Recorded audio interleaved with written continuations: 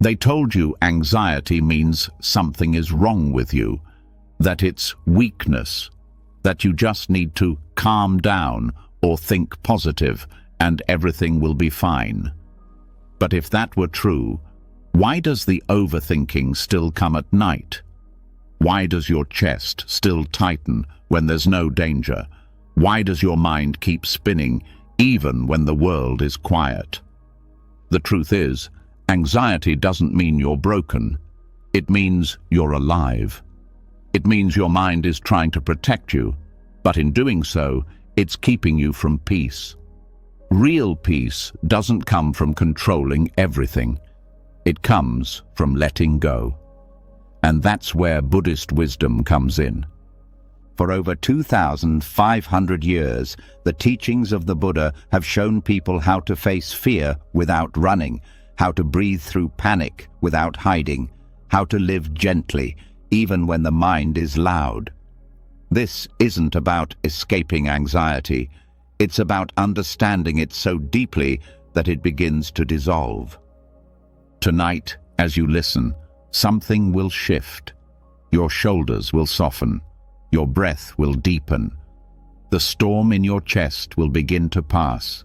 You'll feel a quiet presence within you, the kind that doesn't argue with the mind, but embraces it with stillness. This isn't just a sleep aid. This is your path to freedom. Are you ready to feel safe again? Let's begin. You've been searching for a way out of the storm, but maybe the real path isn't out at all. Maybe it's in. Beneath the surface, deeper than the thoughts, deeper than the tension. Not a trick, not a distraction, but a return. There's a space so quiet, so still, that anxiety can't follow you there. Tonight, that's where we're going. Not to escape, but to remember something the noise made you forget. Your peace was never gone. It was just waiting underneath the noise. Let's begin with the breath. Not the breath you use to get through the day, not the shallow breath that comes and goes without attention, but the breath beneath the breath, the current that's been flowing through you all along, silent, patient, and untouched by panic. Most people never find it because they're trying too hard to breathe their way out of anxiety.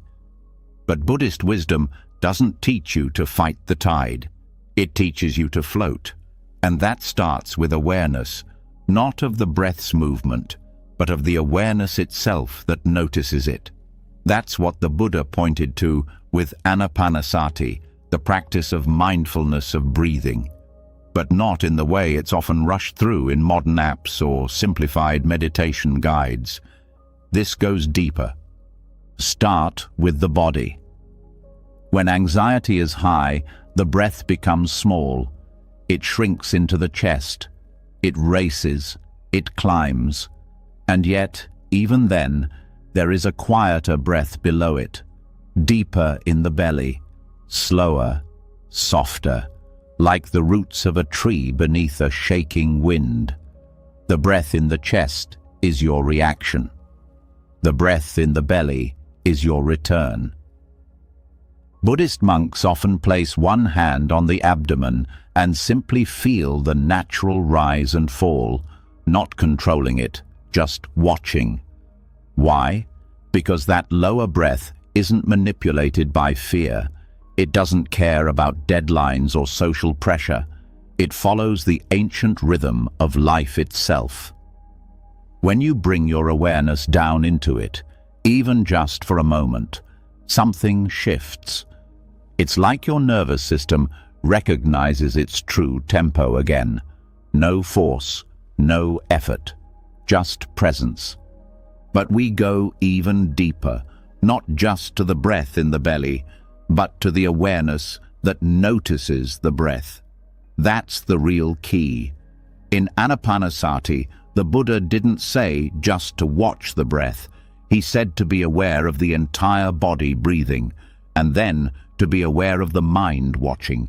It's not about focusing so hard that you forget everything else. It's about loosening the grip on thought by resting in the observer behind it. That's the breath beneath the breath, not just the air, but the space around it.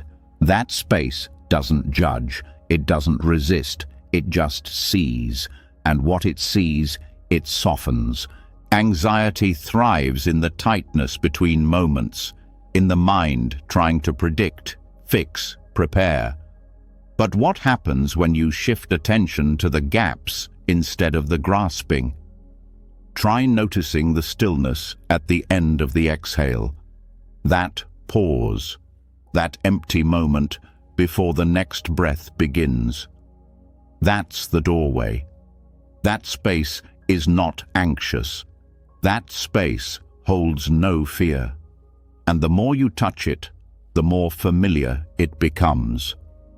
You start to realize that anxiety is just a surface wave, but underneath, there's an ocean that never stopped being calm.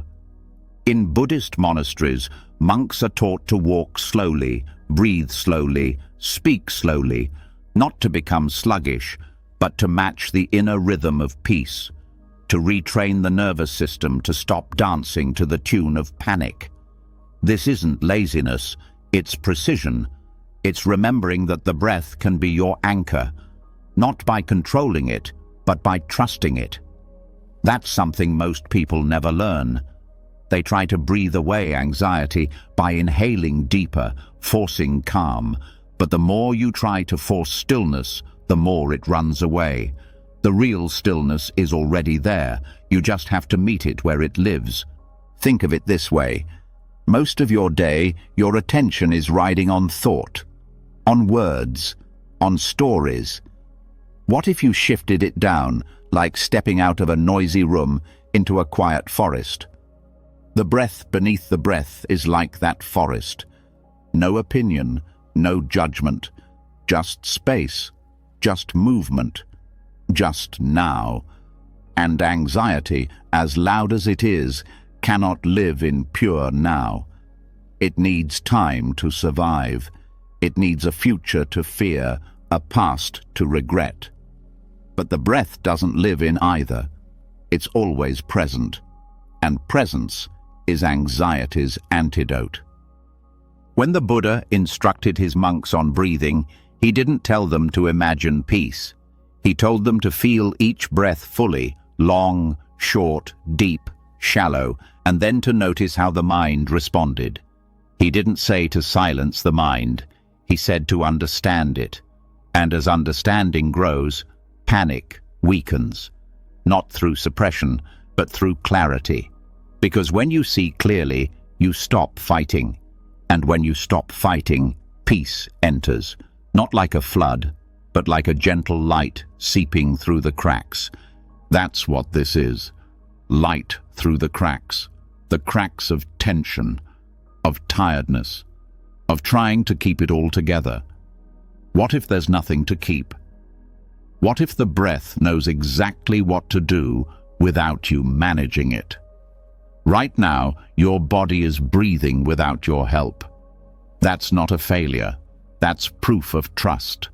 And the more you trust it, the more you realize that the part of you always trying to solve is the part that's most tired. That part doesn't need to be fixed. It needs to rest. In the stillness of night, the mind gets louder. That's why this practice matters. Not to numb yourself, not to escape, but to come home. Anxiety will say, "What if?" Peace replies, "This breath." Anxiety wants explanation. Peace offers experience. And every time you choose to feel the breath without chasing the thought, you step closer to freedom. Not in some dramatic awakening, but in the simple act of sitting, breathing, and watching without resistance. The breath beneath the breath has no story. It doesn't care who said what. It doesn't care what happens tomorrow. It's just here, with you, quietly saying, "Stay." That's the beauty of it. You don't have to do anything to be worthy of peace. You just have to stop running from it.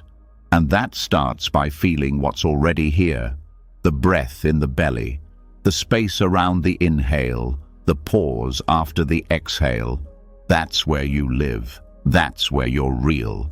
Anapanasati, in its deeper forms, reveals that the breath is not just a bridge to calm, it's a mirror.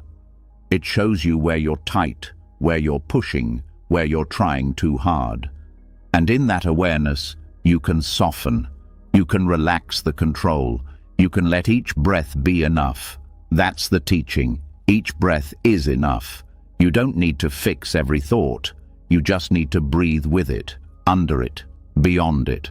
That shift is small, but it changes everything. Because when you stop fighting the breath, you stop fighting yourself. And when you stop fighting yourself, anxiety has nowhere left to live. So now, as your eyes get heavy and the thoughts begin to slow, stay with the breath. Not the breath you push, not the breath you measure, but the breath that breathes itself. The one below your worry, the one beneath the thinking. Stay there. Let it carry you.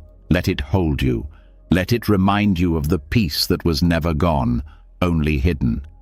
And as that quiet begins to rise, like warmth from deep earth, you'll notice something else. You're not trying anymore. You're just being. And in that, you're finally free. Now let's keep going. There's more to release, more to uncover, because the bowl has been full for too long, even after the breath has slowed, even after the body has softened. There's one more place where anxiety hides, inside the need to keep thinking. The breath may be calm, but the mind still stirs. It whispers questions that don't need answers, pokes at problems already solved, and loops you back into worries just when you thought you were free. That's the trap, not of fear itself, but of too much. Too many thoughts, too many attempts to fix what isn't broken. And in Buddhism, there's a word for what breaks that cycle: santuti, contentment, the wisdom of knowing when enough is enough. An anxious mind doesn't stop because it finds the perfect solution. It stops when it's given permission to stop. But no one ever taught us that. We were told to keep digging, keep questioning, keep solving. That more clarity would bring peace. That more information would finally close the loop. But the truth is, most of the time, more just means heavier. A bowl that's already full doesn't get better with more water. It spills. And that overflow is exactly what overthinking feels like. A life poured too far past enough. So, what do we do when the bowl is full? The answer isn't to smash the bowl or criticize it for not being bigger. It's to stop pouring. And that takes practice. In Buddhist teachings, contentment isn't laziness, it's intelligence. It's the deep recognition that peace doesn't come from squeezing every drop of certainty out of a situation. It comes from learning to rest while things are still unresolved. The world will always give you more to think about, but you don't have to take every thought it hands you. There's a story often told in Theravada tradition about a monk who kept a small cracked bowl. Every morning, he would fill it with water, but never to the top, just enough to cleanse his face and hands. When a novice asked why he didn't fill it all the way, the monk replied, "When the bowl is full, even one drop makes it overflow.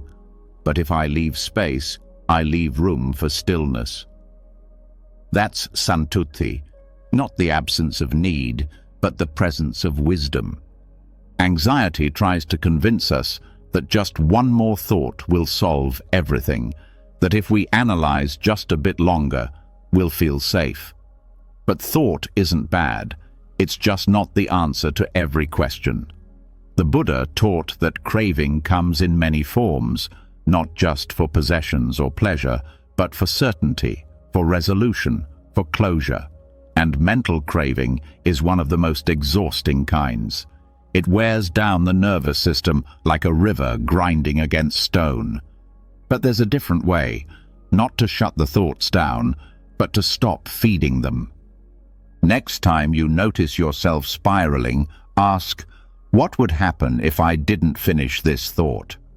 Not stopped it, just didn't finish it. Let it hang, let it fade. That's the essence of just enough. The mind doesn't need a conclusion, it needs rest. And rest doesn't come from thinking harder. It comes from releasing the belief that you need to keep going. Buddhist psychology refers to this as the end of grasping. The moment when you no longer cling to every mental thread. And in that unclenching, clarity rises, not from tension, but from space. Have you ever noticed that your best ideas come not when you're trying, but when you're walking, showering, resting? That's not a fluke. That's the mind, unburdened. Thought without pressure. It flows when it's allowed to breathe. But we've been trained to chase closure like it's oxygen. To think that peace means solving everything. The irony? The more you chase it, the faster it runs. Contentment turns the chase into a pause. And in that pause, the heart opens. It stops demanding perfect answers and starts accepting peaceful moments. Even if the to-do list isn't done, even if the conversation didn't go right, even if the future still feels uncertain. Santuti is not passive. It's a choice, a boundary, a quiet refusal to overload your own mind. Just like a skilled cook knows when to stop seasoning, a wise person knows when to stop thinking. That moment when the mind whispers, "Keep going," and you answer, "No, this is enough." That's when power begins. The power of presence. The power of internal peace that isn't based on external conditions. There's a silent courage in stopping. Most people won't understand it. They'll say, you're avoiding, that you're giving up. But the truth is, stopping when the bowl is full is harder than pouring more. It takes awareness. It takes self-trust. To stop trying to mentally rehearse every possible outcome. To stop editing the past. To stop building castles of what if in a sky that hasn't yet opened. That's not giving up. That's waking up. When Buddhist monks finish their chanting or meditation, they don't rush to reflect on how it went. They bow, they close, they leave space. That ritual of completion matters. It teaches the nervous system to rest. Not because everything is perfect, but because everything is held with enough attention already. So, what if you adopted that? Not as a dramatic gesture, but as a daily practice. To let a conversation be enough. To let a meal be enough. To let a moment of silence after an anxious thought be enough. You don't need to do everything. You don't need to fix every emotional ripple. Sometimes, all that's needed is to sit by the edge of your own mind and stop throwing in stones. Let the water settle. Let the bowl stay as it is. Not empty, not overflowing, just full enough to hold peace. When the Buddha spoke of the middle way, this was part of it, the path between indulgence and deprivation, between obsession and avoidance. Overthinking is indulgence in thought. Shutting down is deprivation. But awareness that says, this much is enough, lives in the middle. It allows space without collapsing into chaos. It welcomes thought without drowning in it. Try this. The next time you feel overwhelmed, instead of asking, "How do I fix this?" ask, "How much of this do I really need to carry right now?" Most of the time, the answer is less than we think. The rest is weight we picked up out of habit. The anxious brain is like a collector, always picking up pieces of fear just in case. But when you stop collecting, when you begin releasing, you realize something vital. Peace was never about control. It was always about knowing when to stop. There's a line in the Dhammapada that says, "Contentment is the greatest wealth." Think about that. Greater than success, greater than knowledge. Because contentment lets you sleep at night. It lets you breathe in traffic. It lets you sit with someone in silence and feel no need to perform. That's the kind of wealth anxiety can't buy. And it starts by noticing when your inner bowl is full and honoring that fullness. The modern world says more is better. More productivity, more answers, more stimulation. But Buddhism whispers something different. That less can be deeper. That silence can speak. That simplicity isn't lack, it's clarity. And anxiety, it doesn't thrive in clarity, it thrives in clutter. So clean the bowl, not with force, with space, with stopping. This isn't easy, especially when you've lived your whole life believing you have to earn your right to relax. But Santuti doesn't ask for proof, it just asks for presence, for the willingness to say, "This is enough for now, not forever, just now." And in that now, you're allowed to rest. So if your mind is still spinning, that's okay. Don't fight it. Don't try to silence it. Just stop pouring. Let the thoughts settle on their own, like dust in still air. They always do. And in that stillness, you may feel something strange. Lightness, space, a mind that isn't desperate to fill every moment, a heart that beats without demand. That's the peace you've been chasing. And it was here, waiting, right beneath the overflow. Now take one more breath, and let it be the last thing you need for now. Not because you finished the thought, but because you don't need to. Not anymore. There's a freedom in that. Even when we learn to stop pouring into a full bowl, even when the breath slows and contentment is tasted, there's often still something underneath, something harder to name. A tightness, a shadow that doesn't speak loudly, but follows quietly.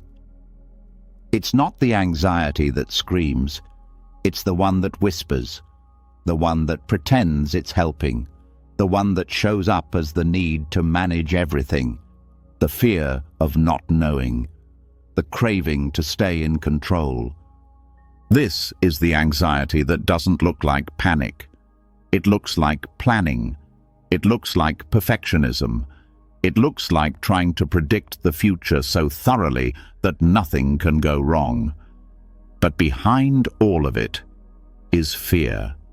And that fear is terrified of being seen, because if it's seen, it might have to let go, and letting go feels like falling.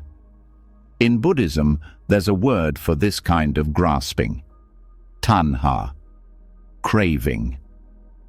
Most people think craving is just about desire, wanting things, chasing pleasure.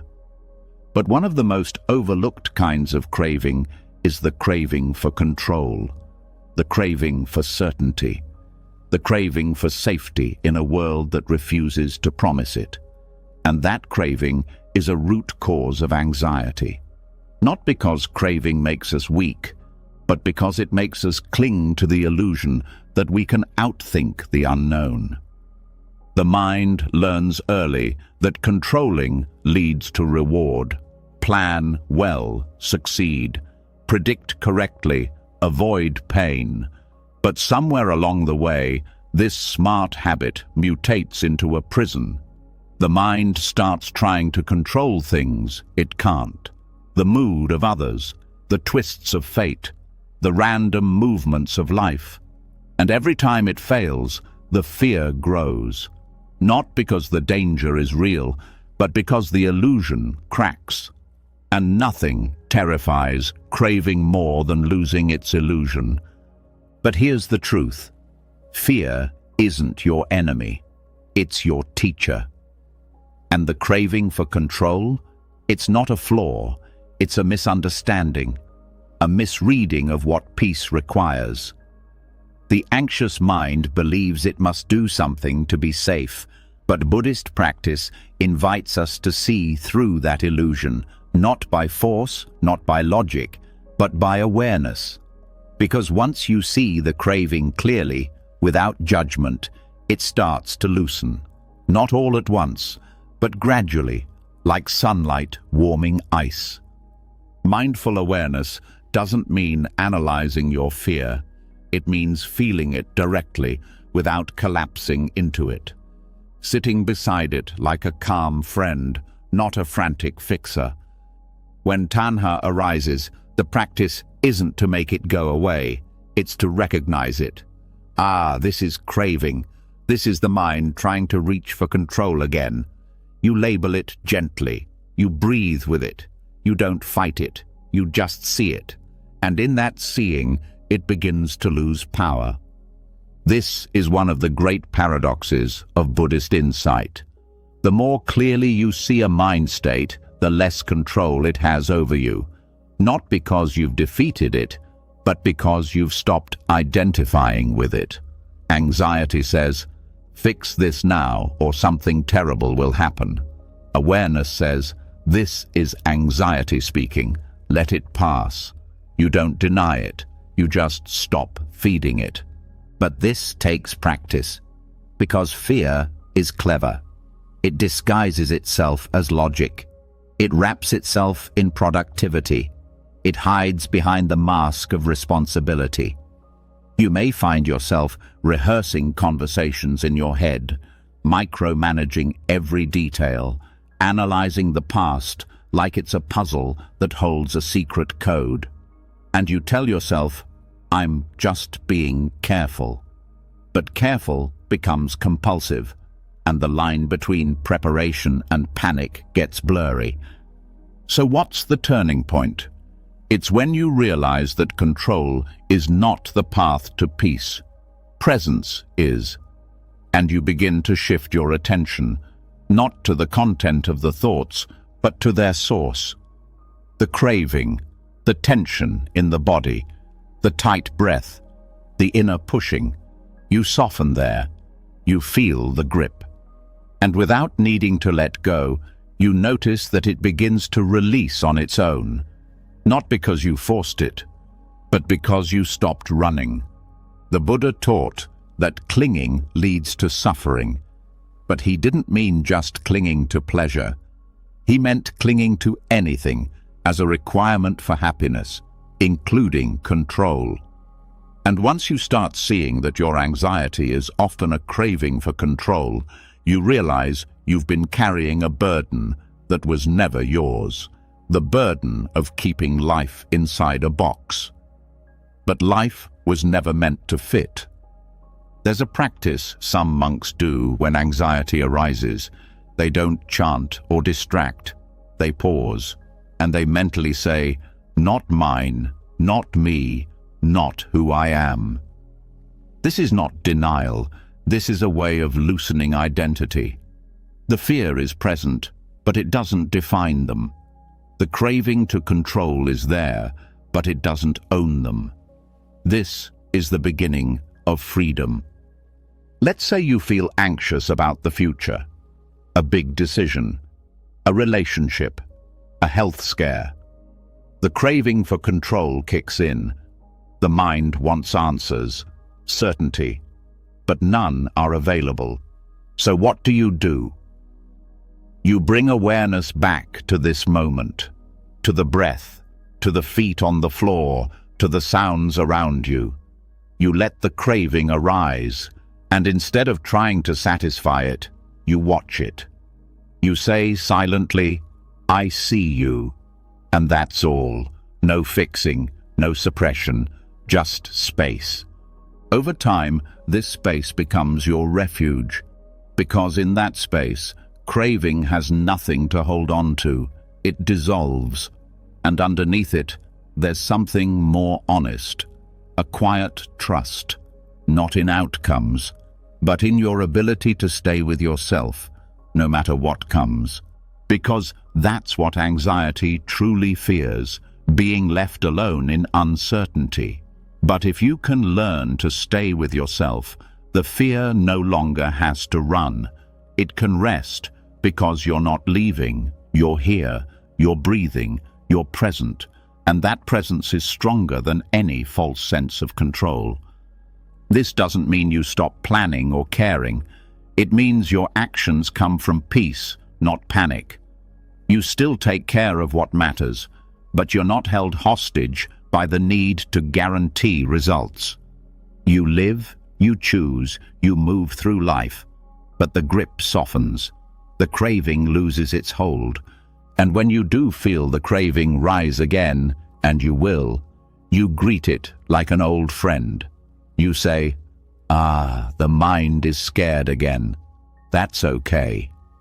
You don't resist, you don't obey, you just witness. And in that witnessing, you become bigger than the fear. Because fear that is seen stops hiding, and fear that stops hiding stops growing. And so the craving that once tried to protect you by controlling everything finally learns. You don't need control to feel safe. You need presence. You need compassion. You need the courage to stay with what is without trying to rewrite it. And the next time the fear starts to rise, you'll remember you've already walked through it. You didn't fix it. You didn't outthink it. You just stayed. And that was enough. The fear that tried to protect you by controlling everything wasn't the enemy. It was the surface of something deeper, something more tightly held. Beneath the craving to manage life, beneath the anxious push to fix every detail, there's something more central, the one who's doing all the holding. The inner voice whispering, "It's all on me." That weight doesn't just come from the situation. It comes from the idea of you, the self, who must carry it, solve it, be responsible for it. And in Buddhism, there's a word that gently unravels this illusion. Anatta, non-self. Not no identity, not nothingness, but a soft, radical truth. That the self you think you are, the one trying to hold it all together, isn't as solid as it seems. And that idea, that illusion, is often what anxiety is clinging to most.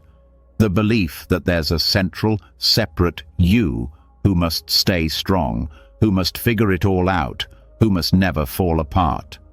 But what if that self wasn't fixed? What if it wasn't yours to protect? Anxiety is heavy because it builds on the assumption of a self that's in danger, a self that could fail, a self that must do more, be more, get everything just right. But the Buddhist teaching of non-self doesn't try to erase you. It helps you see through the parts that aren't truly you, the mental constructions, the labels, the pressure points where you identify too tightly with the mind's version of you. There's a common metaphor in Buddhist tradition, the raindrop and the ocean. A raindrop falls, separate, complete, seemingly alone. But the moment it touches the ocean, it isn't destroyed. It becomes vast.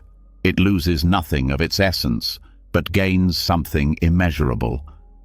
This is what it's like when the self dissolves into awareness, when the anxious identity that says, "I have to keep everything together," finally relaxes into something bigger, something that's been holding it all along. Right now, you might feel like a self with a problem, a self with too many thoughts, a self under pressure. But what if what's real isn't the self, but the awareness that's watching it? That's where the shift begins. When you move from being the thinker to being the space that sees the thoughts. When you stop trying to fix the self and start resting in what holds the self. Spacious awareness. This awareness doesn't have a story. It doesn't panic. It doesn't identify. It just sees. It sees the fear, the craving, the tension, and it doesn't flinch, because it's not a person. It's not a role. It's not a voice in your head.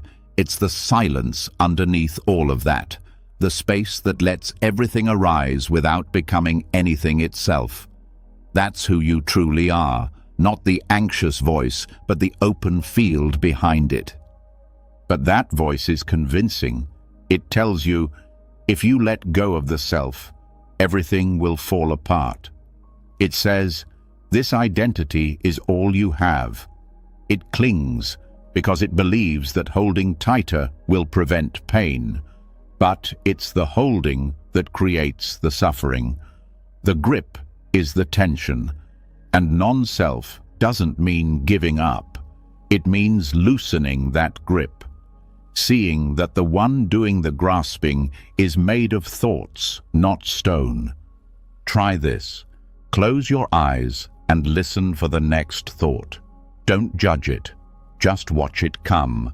Then ask, who noticed that thought? Don't answer too fast. Just rest in the question. Let it open something. The one who noticed isn't a character. It's not a voice. It doesn't have an opinion. It's just aware, silent, free. That's what the Buddha pointed to, not as a theory, but as a direct experience. When awareness becomes the center, the self can dissolve. And with it, anxiety changes, because anxiety needs a self to anchor into. It needs a character to scare. But when the self is seen through, the fear has nowhere to land. It may still arise, but it floats, like a cloud with no sky to cling to. And that's the freedom. Not that fear disappears, but that it can't hold you anymore. There's a teaching in the Pali Canon where the Buddha says, just as a skilled butcher cuts away the skin from the flesh, so too does one with insight separate awareness from identity. This isn't violence, it's clarity. It's the gentle art of disidentifying with the roles, the names, the inner drama, of realizing this tension isn't mine, this fear isn't who I am. And in that space, what's left is peace. Not because you found it, but because you stopped mistaking yourself for the one who needed to. Many monks train in this by sitting for hours, not to escape, but to observe the flickering of the self, how it appears, how it clings, how it dissolves. And over time, they learn to trust the ocean more than the raindrop. Not as an idea, but as a living experience. They stop defending the self and start relaxing into presence, and with that, anxiety weakens. Not because they're stronger, but because there's less self for the fear to attach to. The irony is that letting go of the self feels like the end of control, but it's actually the beginning of real safety. Because the separate self is always vulnerable, always one comment away from shame, one outcome away from collapse. But awareness, it cannot be harmed, it cannot be insulted, it cannot be broken, because it was never a person to begin with. It's just space, infinite, gentle, unshakable. And that's what you return to every time you stop clinging, every time you let the thought pass, every time you rest in the watcher, not the worrier. You become the ocean again, and the raindrop was never lost. It just didn't know how vast it already was. So what does this mean in everyday life? It means when anxiety flares, you don't ask, "What's wrong with me?" You ask, "Who is this me that fear is speaking to?" You notice the thought, but you don't become it. You hear the panic, but you don't follow it. You feel the contraction, but you return to the space that surrounds it. That space is your truth.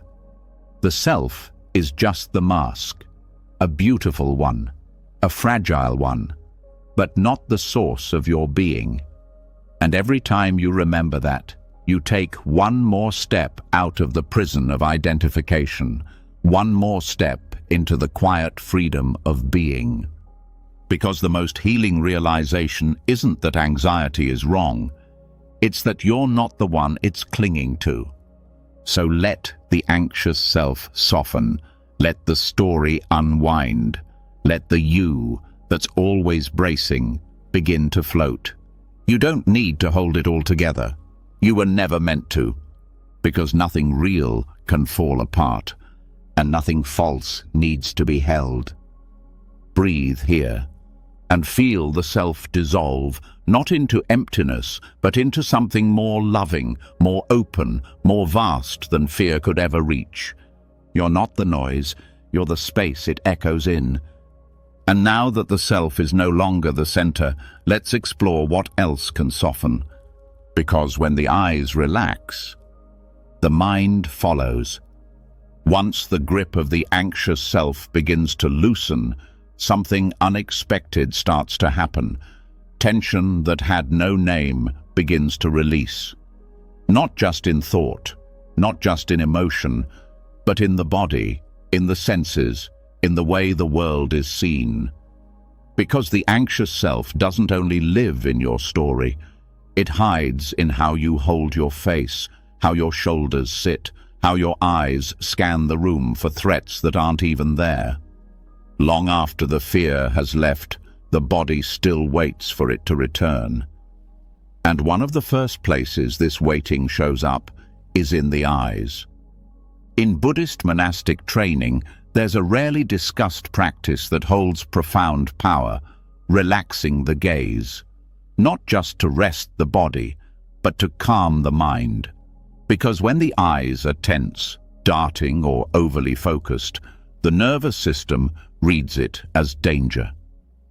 But when the eyes soften, when the gaze stops reaching and begins to receive, everything inside starts to shift.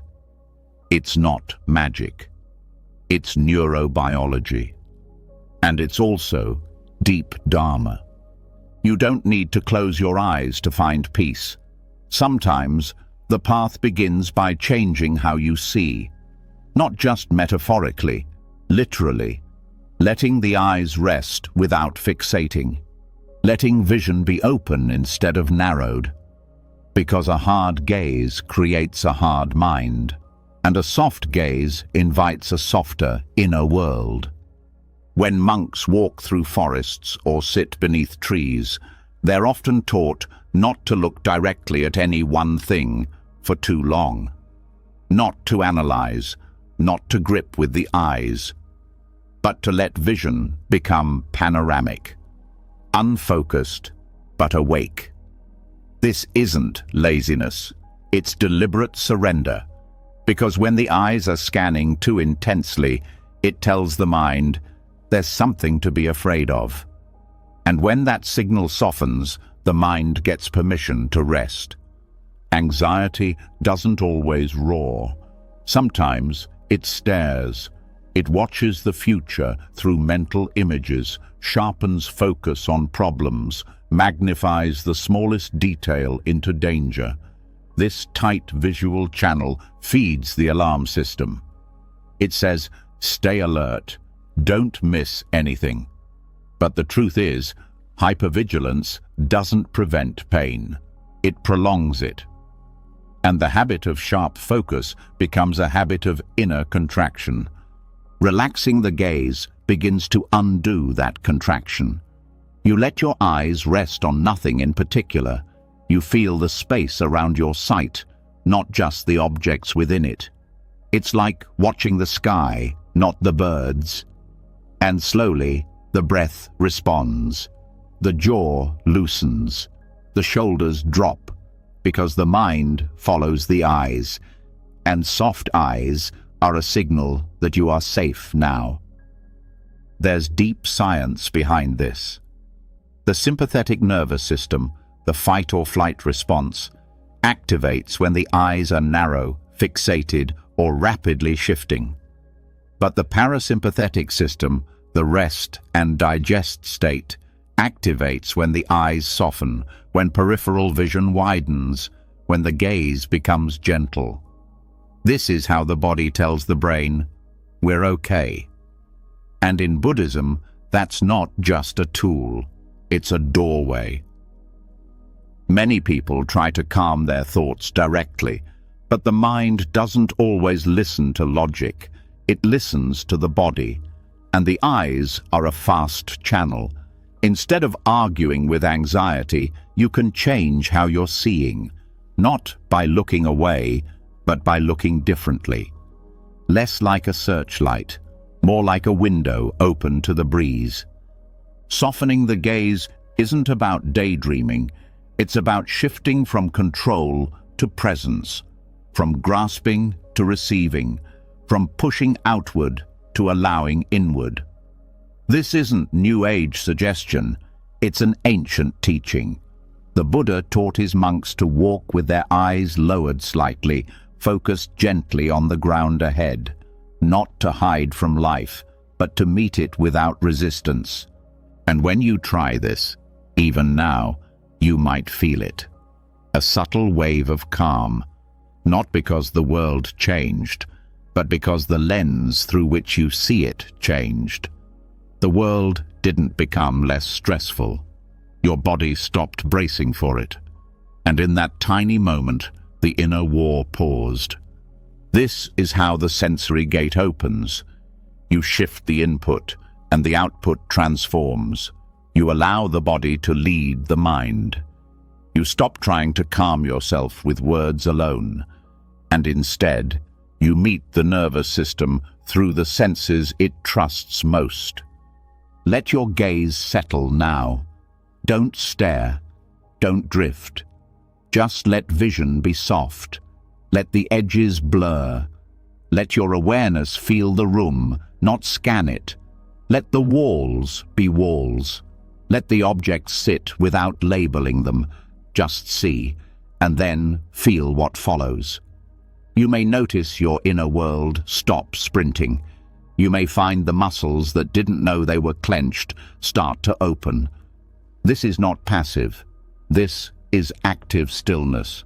The discipline of no longer chasing. The skill of resting while awake. In Zen tradition, this is sometimes called open-eyed meditation, a way to train in life, not apart from it. A practice that says, your eyes can be open and your soul still soft. For those living with chronic anxiety, this may feel unfamiliar. The eyes have been trained for years to scan for the next threat, the next problem, the next judgment. And that vigilance has a cost. It keeps the system lit like a warning lamp, even when there's no fire. So when you soften your vision, you're telling your brain, the fire is out. You can rest now. Try doing your daily activities with this gaze. Wash the dishes while letting your eyes rest gently on the water, not focused, just present. Walk slowly and allow your peripheral vision to open. Notice how the mind quiets when the eyes stop trying to manage the scene. And yes, this will feel strange at first, especially if you've spent years over-focusing. It may feel like you're not paying attention, but you are. You're just paying attention without pressure. You're meeting the moment without force. And that changes everything. This is not detachment. This is release. The release of holding life too tightly. The release of using the eyes as a spotlight for fear instead of a window for stillness. You may even begin to notice that the way you look at the world shapes how the world feels. A sharp gaze makes everything urgent. A soft gaze makes everything spacious. And in that space, anxiety melts, because there's nothing to fight, nothing to chase, just presence, just enough. This is what monks mean when they speak of seeing with the heart. It's not poetry, it's physiology. When your gaze softens, your whole system softens. And in that softness, you remember something you forgot during the fight. That peace isn't behind effort, it's behind surrender. You don't need to fix your anxiety tonight, you just need to soften around it. Let your vision be the invitation. Let your body feel what it's like to stop searching. Let your mind receive that signal and say, I am allowed to be still now. And when you wake tomorrow, you may find your day begins differently. Not because the stress is gone, but because you're no longer meeting it with sharpness. You're meeting it with ease. Now that your eyes are soft and your nervous system is listening, let's go even deeper. Because sometimes anxiety isn't coming from what's happening now. It's coming from something struck long ago, still echoing in the mind like a bell. As the eyes begin to soften and the mind starts receiving instead of reaching, something buried starts to rise. Not a panic, not a thought, a presence, a hum beneath the quiet. It doesn't come from what's happening now, but from something long ago, something unresolved. It's the echo of a moment that never fully ended. The body may have moved on, life may have continued, but the nervous system never got the message, and so the bell still rings, not loudly, but constantly. This is one of the hidden roots of anxiety. It's not just about future fear, it's about past pain that never found peace. The moment someone said something that cut too deep, the day safety disappeared. The time you had to keep going when all you wanted to do was stop and cry. These aren't memories, these are trapped signals, emotional patterns encoded in breath, posture, reflex, reaction. They don't announce themselves. They blend into your current mood, making today's anxiety seem spontaneous, when really it's inherited from yesterday. In Buddhist meditation, especially in Vipassana, this is one of the great insights. The present is rarely pure. It's colored, tinted by echoes of what wasn't healed. That's why the same comment from two different people feels so different. Why some situations make your heart race without warning. Why restlessness appears in stillness. You're not overreacting. You're reacting to the past, using the language of the present. The bell that was struck may have been a small event, a word spoken carelessly, a look that made you feel unseen, a moment of failure that still clings to the ribs like it just happened. These moments lodge themselves not because they're dramatic, but because they were too heavy to carry when they arrived. So the mind did what it could. It stored them. But stored emotion doesn't disappear. It just waits for a trigger. Vipassana teaches you how to stop running from that trigger, not by diving into stories, but by observing sensation. When the old echo arises, it doesn't always look like a memory. Sometimes it's a tightness in the chest, a sudden heat, a spinning thought that won't stop. And instead of trying to explain it, the practice is to feel it, fully, clearly, without naming it, without pushing it away.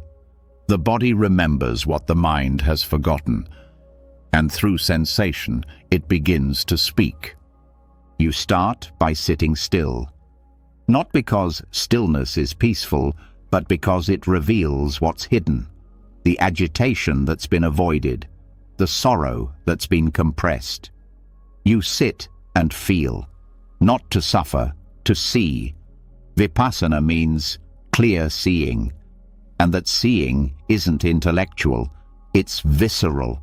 You feel the ripple of old pain, the heat behind the thought, the trembling behind the smile, and you don't flinch, you witness, because only what is fully seen can be fully released. Anxiety loses power when the past stops pretending to be the present. And for that to happen, you need to slow down enough to notice the difference. A boss isn't just a boss when the echo of a parent's anger still lives in your nervous system. A friend's silence isn't just silence when it mirrors the rejection you never spoke about. Vipassana doesn't ask you to analyze all this. It asks you to sit with the sensation it creates and stay. The staying is the key. The bell wants to be heard, not silenced, not repressed, just fully felt without being relived. You don't go back into the story. You go forward into the sensation. That tight knot in your stomach, that burning behind the eyes, that's the echo. That's the bell ringing again. And when you sit with it, not running, not fixing, just breathing, it begins to fade. Not because you forced it, because you finally heard it fully. There's a moment in every Vipassana retreat when someone realizes their present anxiety isn't about what's happening now. It's about what never got to finish. The interrupted sadness, the frozen fear, the panic that had to be swallowed. And in that realization, a door opens. A way out that doesn't involve fixing the world, just feeling what's already here without distraction. This isn't easy. It's not glamorous. There are no fireworks, just sitting, breathing, watching. And slowly, piece by piece, the nervous system rewrites its relationship with old emotion. It learns that presence is safe, that sensation is not danger, that the past is not now. Even if the bell rang decades ago, your body might still be vibrating from the sound, and the only way to stop the echo is to stop pretending it's gone. Feel it. Breathe with it. Label nothing. Just sense. The more you do this, the more you notice subtle changes. The pain doesn't vanish, but it shifts. It spreads. It becomes movement instead of blockage, and eventually it leaves. Not every echo needs to be explained. Some just need to be heard, fully, without interruption. When the Buddha taught about suffering, he didn't say, eliminate the past. He said, know it. Understand its causes. Witness its movement. And in that witnessing, the grip softens, the chain weakens, the identity that formed around it begins to crumble. You are not the moment that hurt you. You are not the echo that stayed. You are the space that can now hold it with love. That is your freedom. Next time anxiety appears, ask, is this fear about now, or is it the bell again? Listen, not with your ears, but with your body, with the stillness beneath the thought. Don't chase it.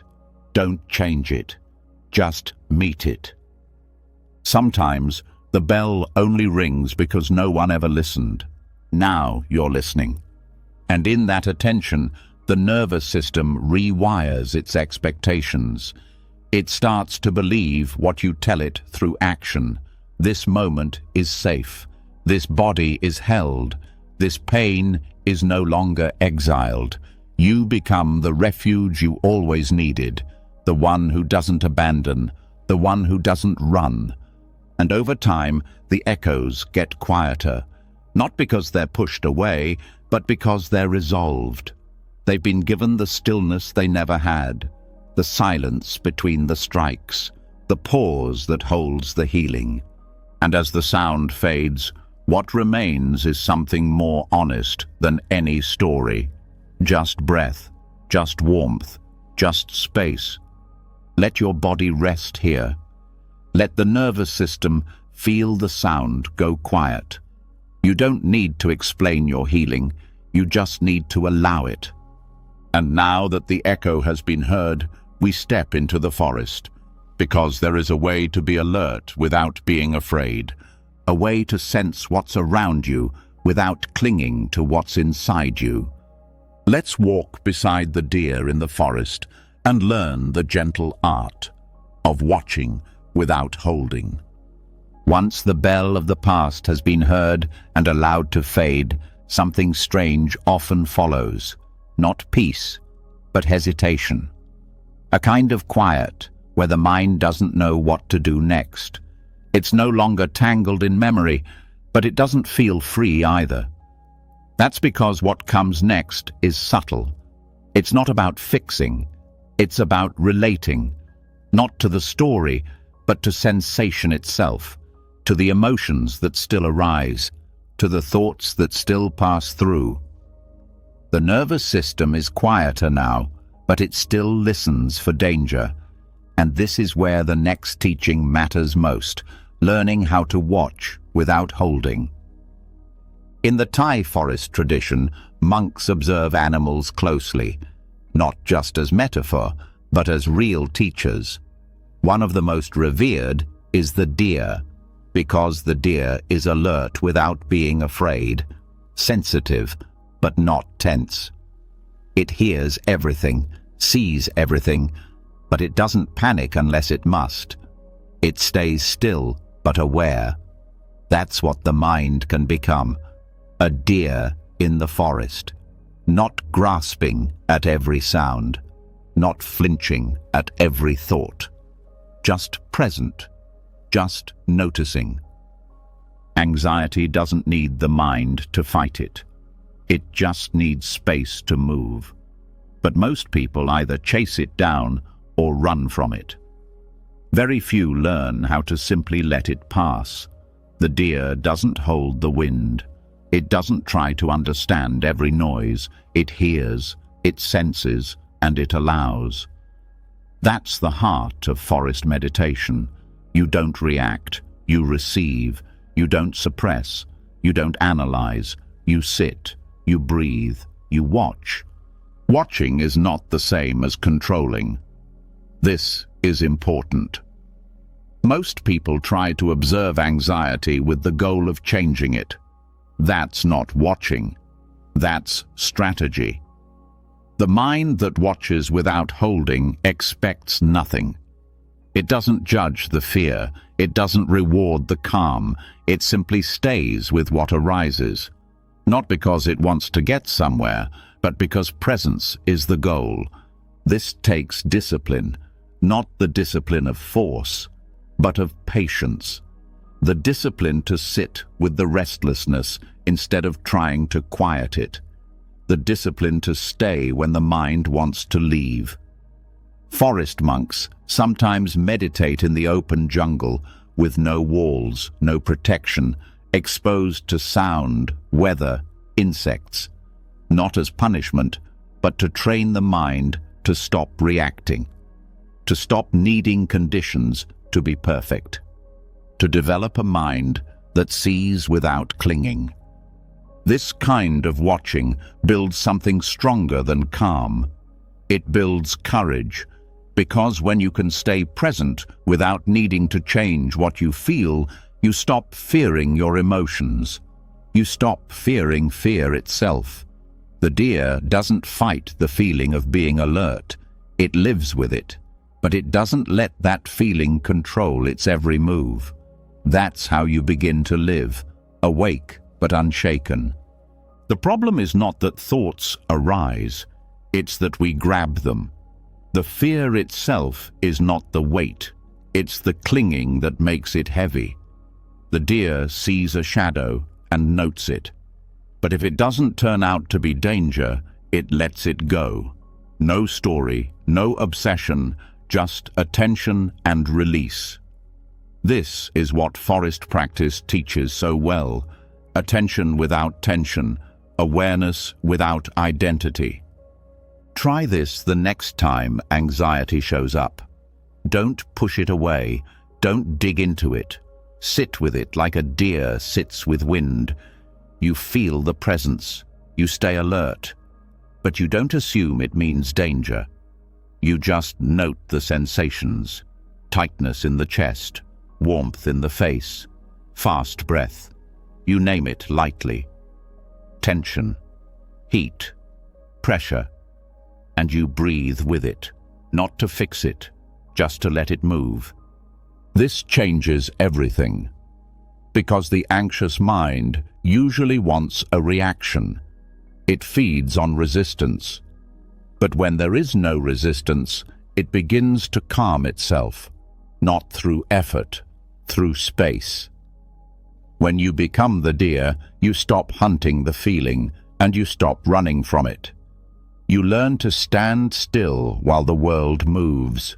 This stillness builds resilience, not the fake kind that hides how you feel, the real kind that allows feeling without fear. It's the difference between drowning in waves and floating on them. The waves don't stop, but your relationship to them changes, and the body starts to trust that emotions aren't permanent, that fear passes if you don't feed it, that thoughts can move like clouds if you stop grabbing them. Forest monks don't meditate for peace. They meditate to know the mind. Peace comes as a side effect. The goal is understanding, and the understanding that frees you is this: nothing stays, not the fear, not the thought, not the discomfort. And if you stay long enough without holding, you see it for yourself. You feel the anxiety rise, peak, and fall, like a breath, like wind through trees. Even the most intense panic has a rhythm. But you can only see it if you don't interrupt it. That's what forest practice is about: patience, simplicity, presence. Watching not to change, but to understand. Understanding not to fix, but to accept. Acceptance not to give up, but to be free. You don't need a forest to learn this. You just need a moment where you don't flinch, where you let the wave come through without grabbing your board, where you trust that staying still, for once, is not failure, but power. The anxious mind tells you that you must act now, that you must solve the feeling or it will swallow you. But you've already proven something else. You've already sat through echoes of the past. You've already softened the eyes. You've already watched without fixing. And in those moments, anxiety lost something. Its grip, its urgency, its certainty. Now, you're learning to become the watcher, not the one who chases, not the one who hides, the one who sees clearly and holds nothing. That's not disconnection. That's true connection. Connection without need, presence without pressure. So stay with the breath, stay with the body. Let the deer in you rise. Let your attention stretch wide. Take in the whole scene without focusing on any one part. Let thoughts pass. Let fear pass. Let the tension pass through you like wind through open branches. You are not the one being hunted. You are the one watching. And from that stillness, everything changes. Now that your mind knows how to stay without gripping, let's turn to something even more delicate: your voice. Because sometimes the fear isn't just in what you feel, it's in what you say, or what you're afraid to say. After learning to watch without holding, to let the mind rest like a deer in the forest, you may begin to notice a quieter layer of tension. One that doesn't always show up in the body or even the thoughts. It hides in the mouth, in the throat, in the words never spoken, or in the ones repeated endlessly after they've already left. This is a different kind of anxiety, not the fear of what might happen, the fear of how you will sound, what others will think, what your voice will mean to the room. This is the tension of being seen not as a body, but as a voice. The fear that your words are being measured, judged, that they could betray you, that they could define you forever. Speech anxiety can be paralyzing, not because speaking is unnatural, but because of the meaning we attach to the sound. We assume our words carry our worth, that if we say something wrong, we are something wrong, that if we're misunderstood, we've failed. This turns simple conversations into high-stakes performances. Even silence starts to feel like a trap, and this inner pressure builds. Every social interaction becomes another layer of overthinking, not because the world demands it, but because the mind won't let go of the imagined stage. But the Buddha taught something that dissolves this illusion. Sunyata, emptiness. Not emptiness as nothingness, but emptiness as openness. Emptiness as the understanding that all things, including words, have no fixed meaning, no solid identity, no permanent judgment. A word spoken is just a sound carried by air. It rises, it lands, it fades. The wind moves it, but the wind doesn't carry its burden. This is the shift that begins to free the anxious speaker. The realization that your voice is not a verdict. Your message is not a monument. It's a passing ripple, a vibration through space. What gives it weight is not the sound itself, but the story you tell about what it means. The imagined audience, the feared reaction, the fantasy of consequence. But what if all of that was just air? Speech anxiety is not solved by rehearsing more. It's softened by understanding less. Understanding that words do not define you. They describe passing thoughts. They offer attempts. They're not final. They're not fixed. They are, like everything else in this world, impermanent. And when you see this clearly, the grip begins to loosen. You stop clenching before you speak. You stop replaying every phrase after the fact. You let the sound rise and fall, like breath, like wind. In Zen practice, monks are trained to speak with precision, not because the words must be perfect, but because the awareness behind the words matters more. When you speak from presence, not performance, the energy shifts. You're not trying to impress. You're not trying to protect. You're simply expressing what is true in that moment. That truth may be incomplete. It may not be received the way you intend. But that's not something you control. And when you finally stop trying to control it, speech becomes a gift, not a test. The fear of speaking often comes from the illusion that others are always watching, always judging. But the truth is, most people are too absorbed in their own minds to remember your every sentence. And even if they are judging, that judgment doesn't live inside your voice. It lives in their perception. And perception, too, is empty. It shifts, it projects, it fades. The Buddha's teachings on sunyata help reframe this entire experience. When you truly see that everything, thoughts, words, opinions, is dependent on conditions, not essence, you stop needing to prove anything. You don't have to be clever or flawless or perfectly understood.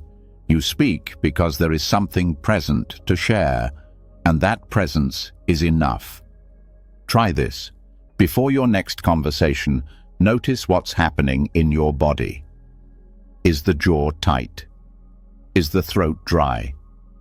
Is the mind rehearsing possible outcomes? Don't correct it. Just watch it. Breathe through it. Remind yourself, these are just patterns, not predictions, not punishments, just echoes of the nervous system trying to protect itself. And the protection is not needed, not because the world is safe, but because you are no longer depending on approval to feel whole. Many people think confidence is the absence of fear, but real confidence is the absence of attachment to outcome. You may still feel nervous, but you speak anyway, not to be impressive, but to be honest. And that honesty is powerful even when it shakes, especially when it shakes. Speech anxiety weakens when you stop treating conversation as performance and start relating to it as presence.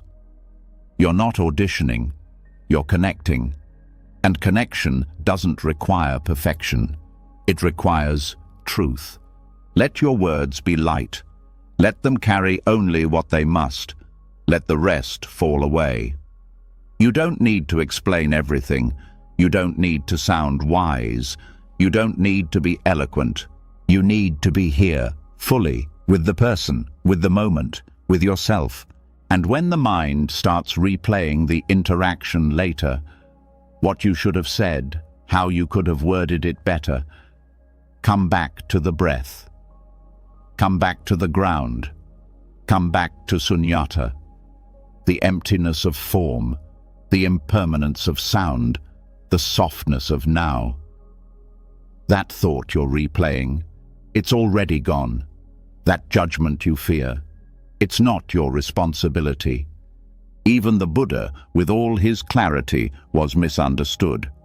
Not because his words failed, but because people hear through their own filters. Your job is not to speak perfectly. Your job is to speak sincerely, and then release, like the wind. In forest monasteries, there's a tradition of noble silence, not as avoidance, but as reverence.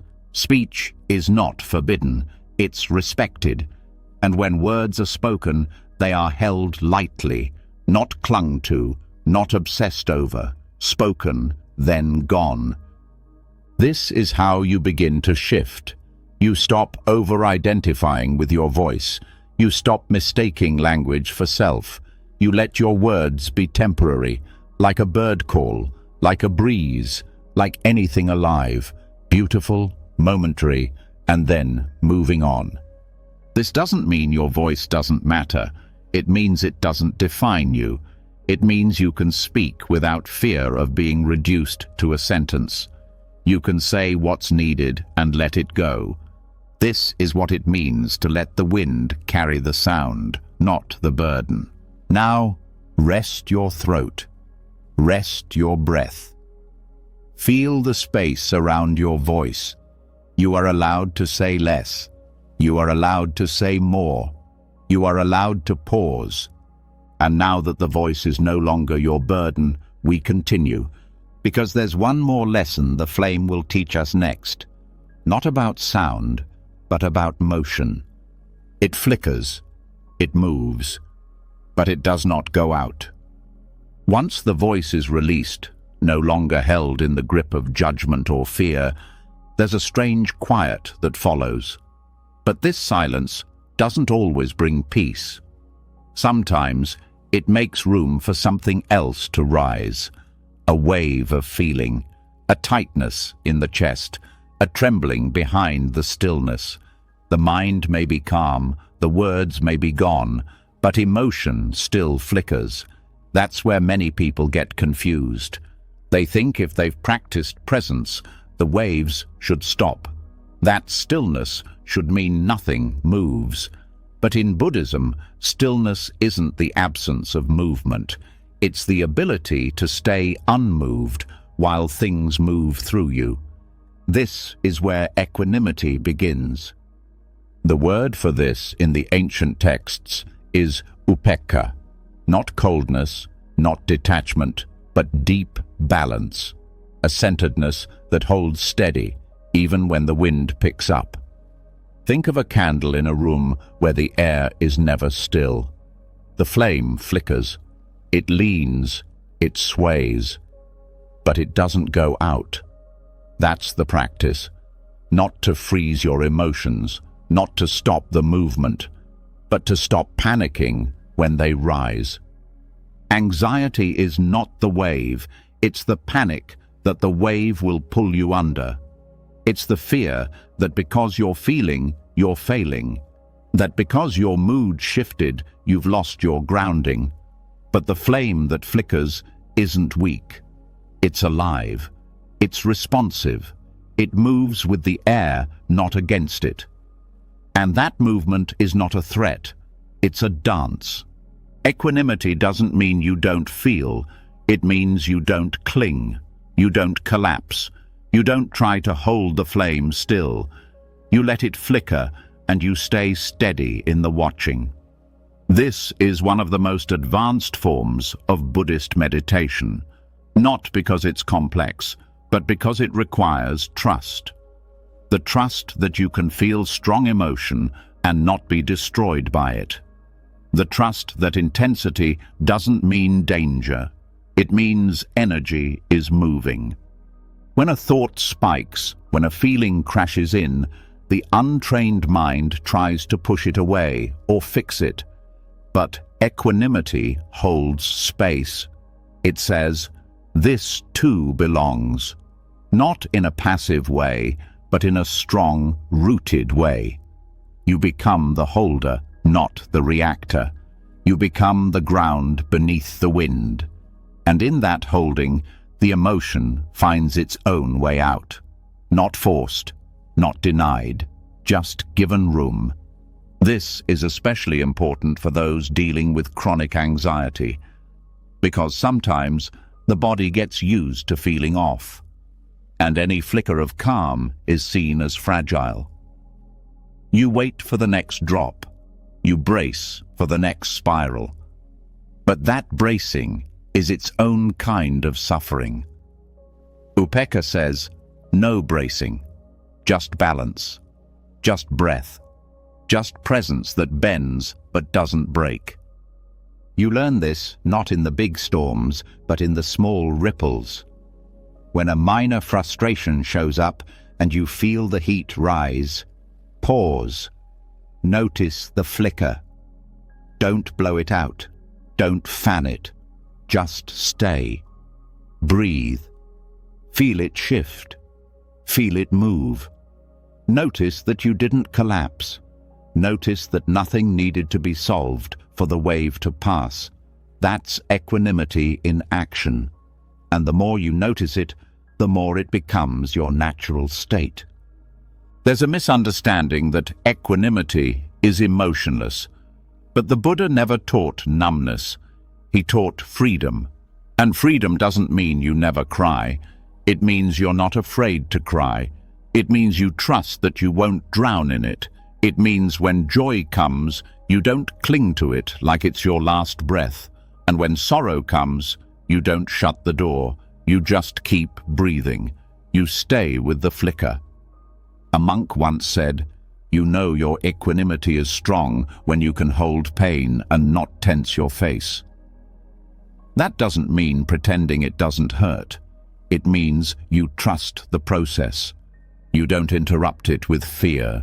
You let the emotion burn clean, like a candle giving off light, not destructive, illuminating. The reason this matters for anxiety is because most of the suffering isn't in the emotion itself. It's in the resistance to it, the pushing, the grasping, the interpretation. What if this never stops? Why is this happening again? I thought I was over this. These thoughts take the flicker and turn it into a wildfire. But when you practice equanimity, you stop feeding the fire. You stop panicking about the flicker. You let it move. You let it change. And you realize it always does. This also applies to positive emotions. Sometimes we cling just as hard to peace as we do to fear. We finally feel calm, and we try to lock it down, make it stay. And that pressure turns it brittle. But when you meet joy with equanimity, you allow it to flow without fear of losing it. You let it nourish you without owning it. You know it will pass, and you know it will return. This trust in movement is powerful. It rewires the nervous system. It teaches the body that nothing is final. Not the fear, not the calm, not the story. Everything changes. And that's not bad news. That's the path to freedom. When you begin to live like this, you stop tracking your emotional state like a stock ticker. You stop judging every up and down. You stop calling it a setback when a wave returns. You just breathe. You stay. You feel the flicker, and you let it flicker. That's what makes the candle strong, not its stillness, but its endurance. One of the Buddha's most repeated phrases was, "Develop a mind like the earth." The earth doesn't reject rain. It doesn't fight fire. It holds it all, with stability, with silence. That's the mind you're cultivating, the one that doesn't flinch when the mood shifts, the one that stays rooted while the wind changes direction. And in practical terms, you do this by staying connected to the body. When a wave of emotion hits, drop into the breath, into the soles of your feet, into the weight of your hands. Let your attention spread wide, not narrow. Let sensation hold you. Don't try to explain the feeling. Don't try to end it.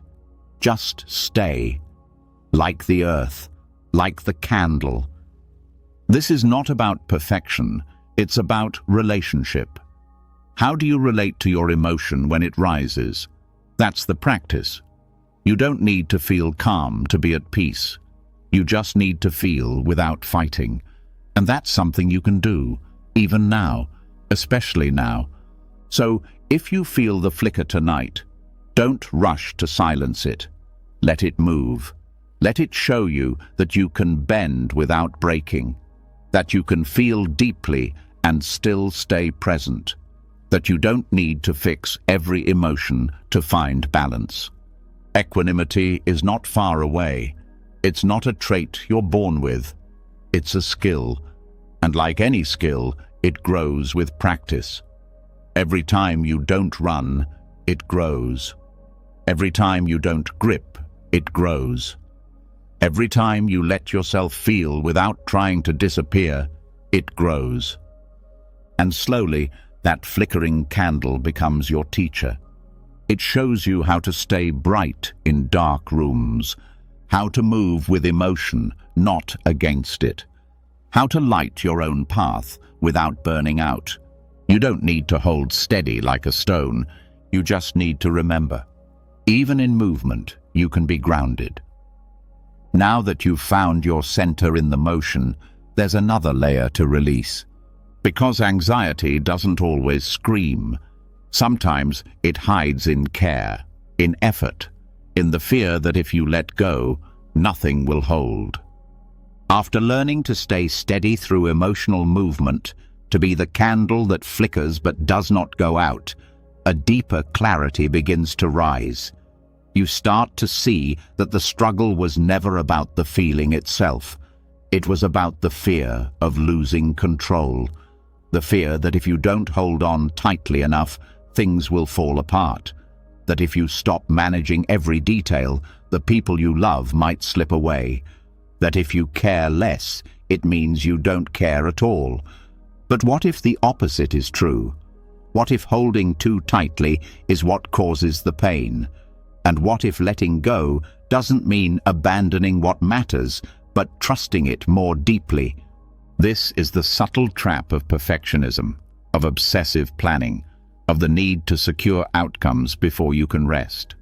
It wears many faces: responsibility, commitment, high standards. But beneath all of it is fear. Fear that if you don't do it just right, something or someone you love will be lost. This is where anxiety hides in the heart, not in panic, but in care that's been distorted into control.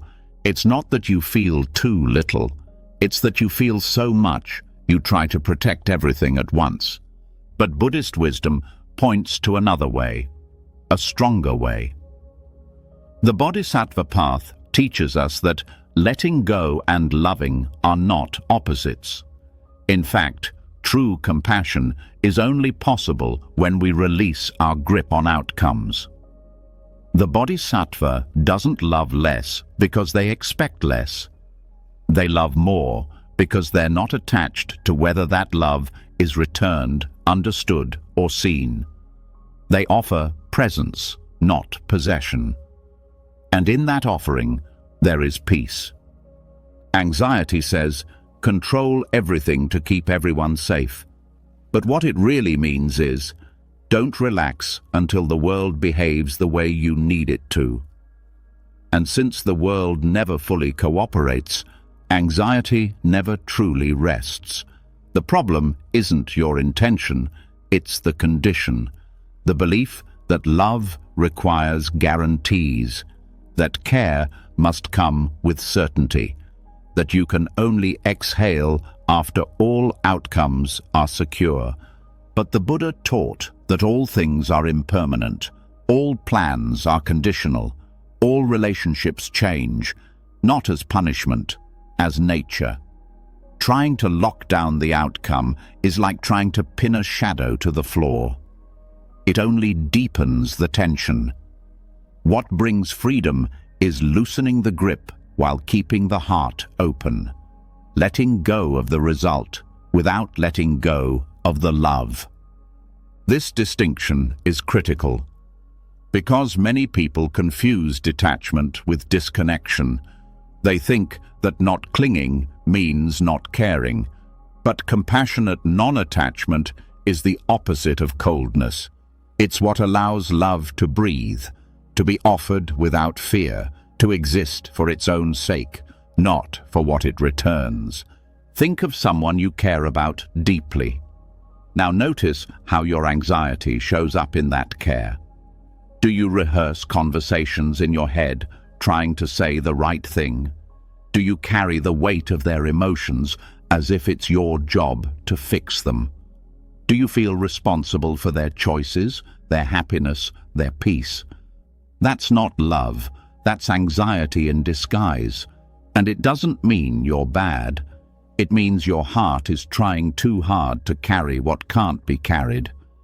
Letting go doesn't mean withdrawing. It means trusting.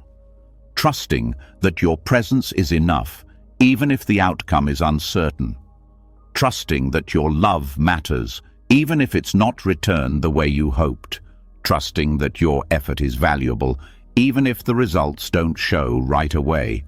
That trust is where the real healing begins. And this is not a passive practice. It's active surrender. It means showing up fully, doing what you can, and then stepping back. Releasing the inner demand that everything must go a certain way. Releasing the pressure to predict, to prevent, to perfect. This is how you let the heart breathe again. This is how you remember that you are not the author of other people's stories. You are a chapter, a voice, a presence, but not the pen. The Bodhisattva teaches by example. They don't demand peace from others, they become it. They don't seek control, they embody care. And they don't need to prove their value, they live it. This is the hand that lets go, but still holds peace.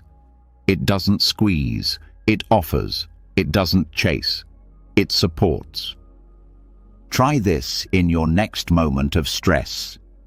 When you're overthinking how something will turn out, ask yourself, am I holding this because I love it, or because I fear losing it? And if the answer is fear, soften your grip. Breathe. Say silently, I release the outcome, not the care.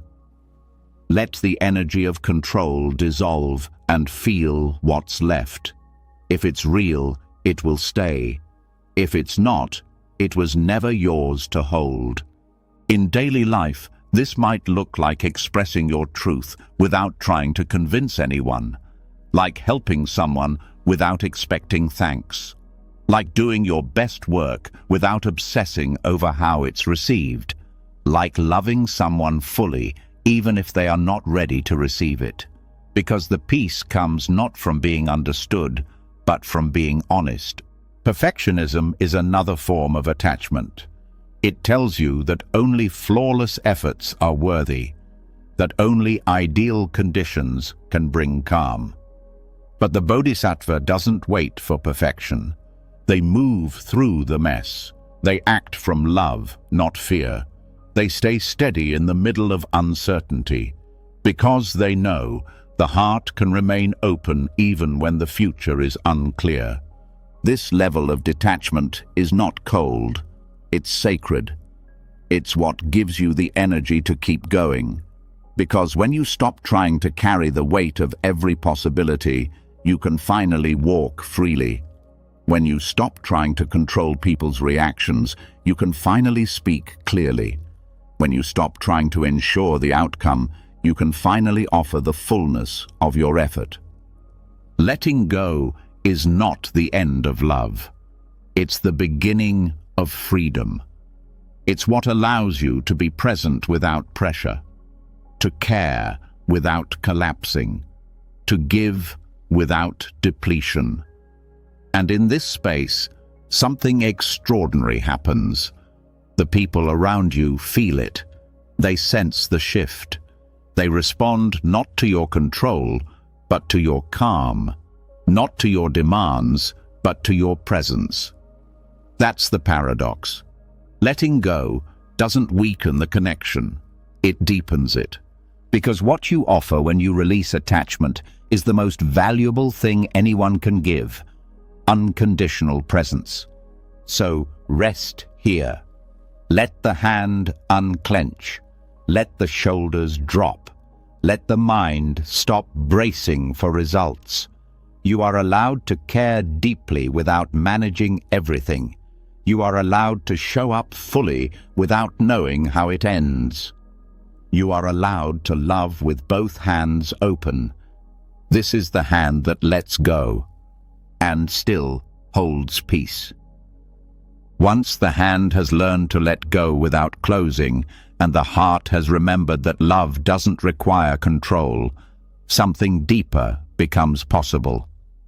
A shift not just in emotion, but in identity. You begin to wonder, if I am not the one controlling the outcome, then who am I? If I don't hold these feelings so tightly, what's left to hold on to? The answer waits quietly behind every thought, behind every sensation. It doesn't push, it doesn't shout, it watches, always.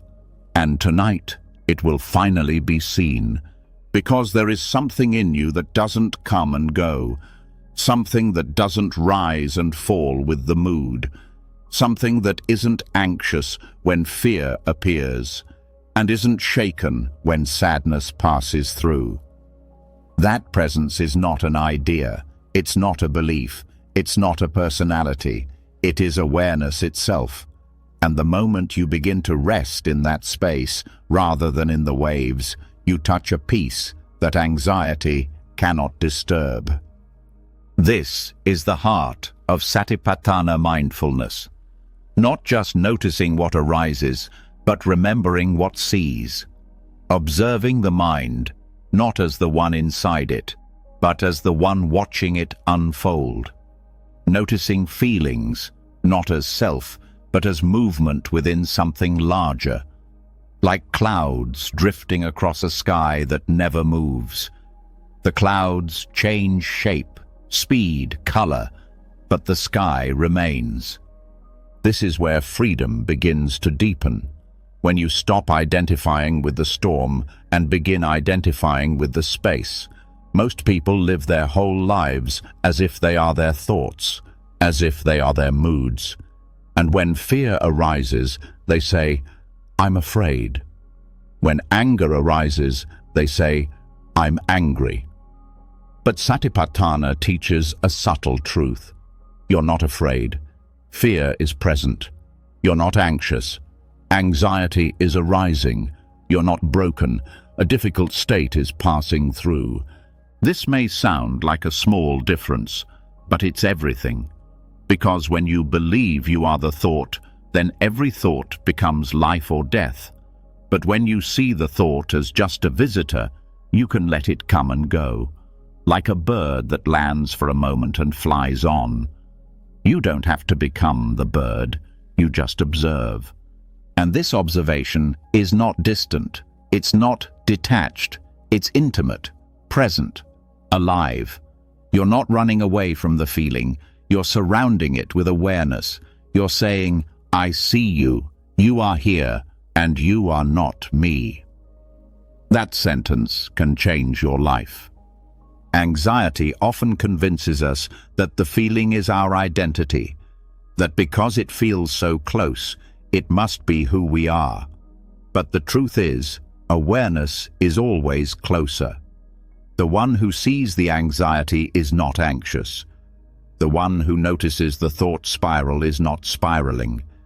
The space that watches the fear is not afraid. This is what it means to be the sky that does not fear clouds.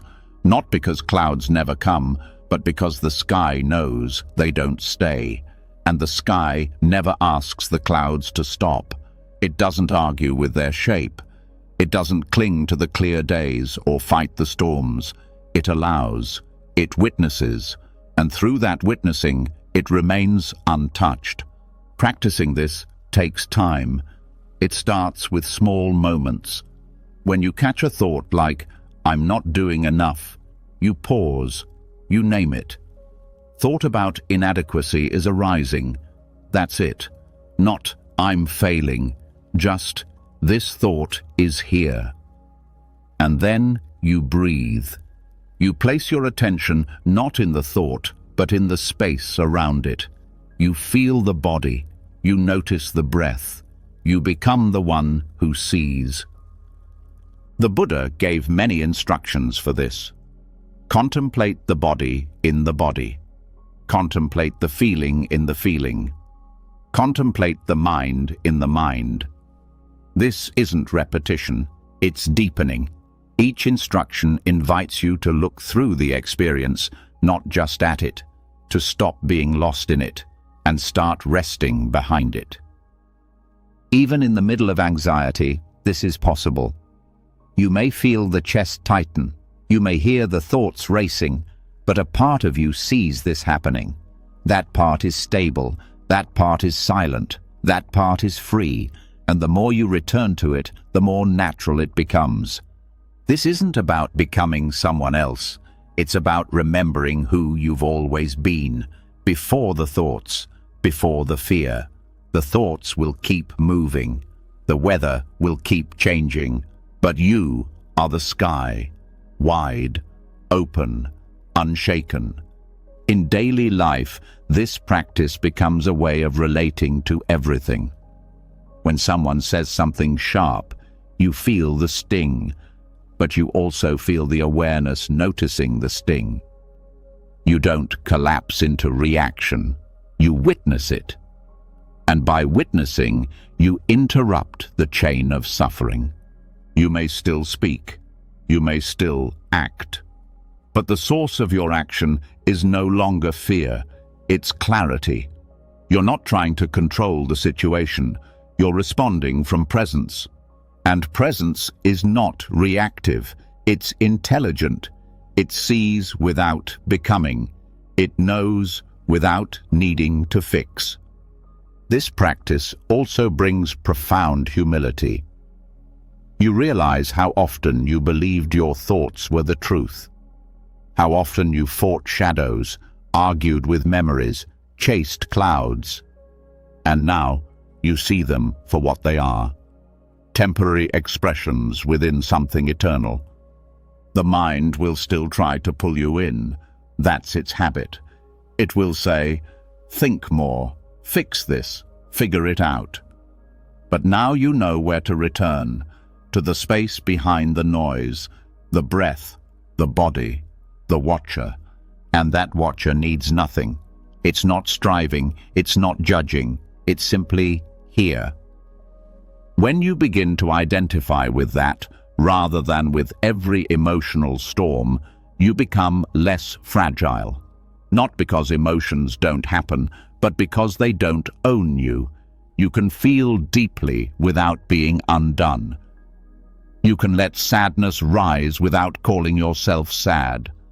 You can let anxiety pass without becoming anxious. This doesn't mean you float through life unaffected. It means you live rooted in something that doesn't shake when the wind blows. You stop reacting to every shift. You stop building your worth on emotional weather. You rest in something deeper. You begin to know, I am not my mood. I am not my thought. I am not my fear. I am the field in which these things appear and disappear. And in that knowing, there is freedom. So sit quietly now. Let thoughts come. Let them go. Don't follow. Don't push. Just watch. Stay in the sky. Let the clouds pass, even the heaviest ones. You do not need to stop the weather. You only need to remember that you are not the storm. You are the space it moves through. You are the stillness it cannot reach. Once you begin to live from the sky and not the storm, clarity follows. You notice your thoughts more gently. You see your feelings with less urgency. But even then, something strange happens. One small thought suddenly grows 10 feet tall. One comment, one worry, one memory expands into something massive. You know it's not logical, but it feels true. It feels overwhelming, like you're a small creature standing beneath something you'll never be able to lift. And this is where the mind begins to trick you again, not through fear, but through scale. Anxiety distorts size. It takes something manageable and makes it monumental. A passing moment becomes a permanent identity. A simple task becomes a test of worth. A single unknown becomes the end of peace. And before you know it, you're an ant trying to carry a mountain. But Buddhism offers a lens that returns reality to its right proportions. A teaching that doesn't just calm the mind, but shows it what's real. That teaching is paticcasamuppada, dependent origination. In simple terms, it means that nothing arises independently. No thought appears in isolation. No emotion exists without roots. Everything is connected. Everything is caused. And when you understand this, not intellectually, but directly, your problems begin to shrink.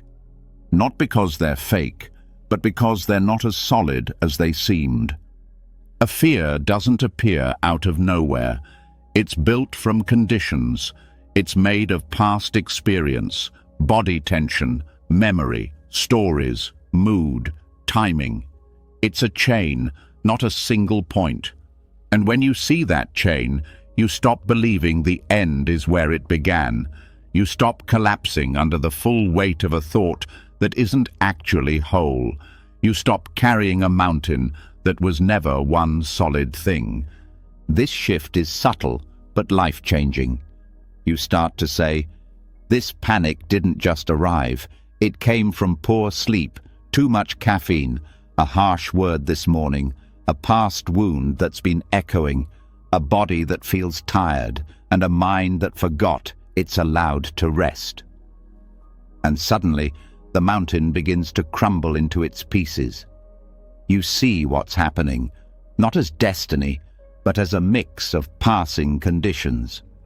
That's the heart of paticcasamuppada. Everything depends on everything else. Nothing stands alone, and when you see that, nothing feels quite so heavy.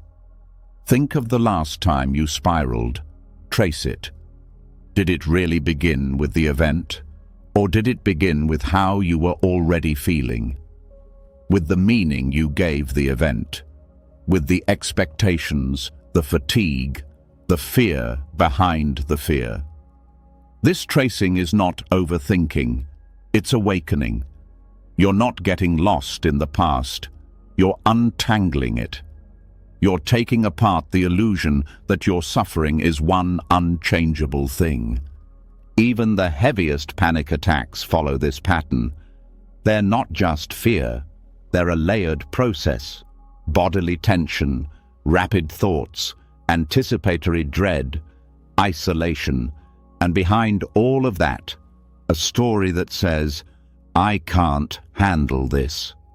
But when you slow it down, each link is small, each piece is workable, and the whole thing begins to soften.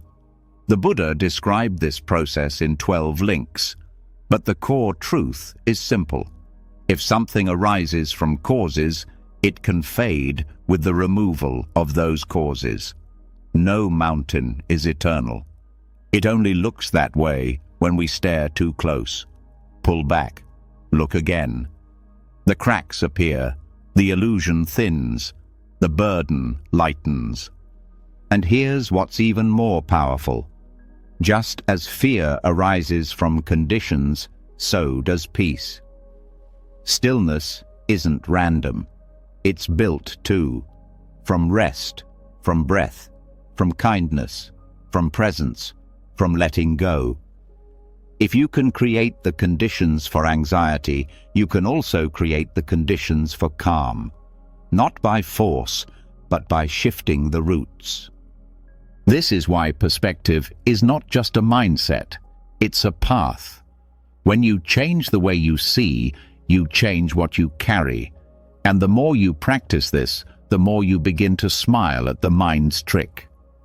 Ah, it's doing it again, making everything look bigger than it is. And instead of collapsing, you step back, you breathe, you question the scale.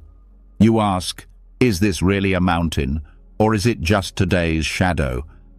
Perspective also gives you access to humor, and humor is holy. It breaks the tension. It reminds you that the mind's drama is not the truth. You start to laugh, not in mockery, but in relief. That a mind can be so convincing, that anxiety can shout so loud about something so small. And in that laugh, another crack forms in the illusion. This practice doesn't mean minimizing your emotions. It means putting them in context. It means not letting a passing thought define your whole day. It means not letting a temporary fear rewrite your entire story. When you see the roots, you can care for the roots. When you understand the shape of your inner weather, you can stop blaming the sky for the storm. You begin to say, this isn't me. This is a result of what's moving through me. This doesn't make the pain disappear, but it makes it human. It makes it understandable. It brings it back to size.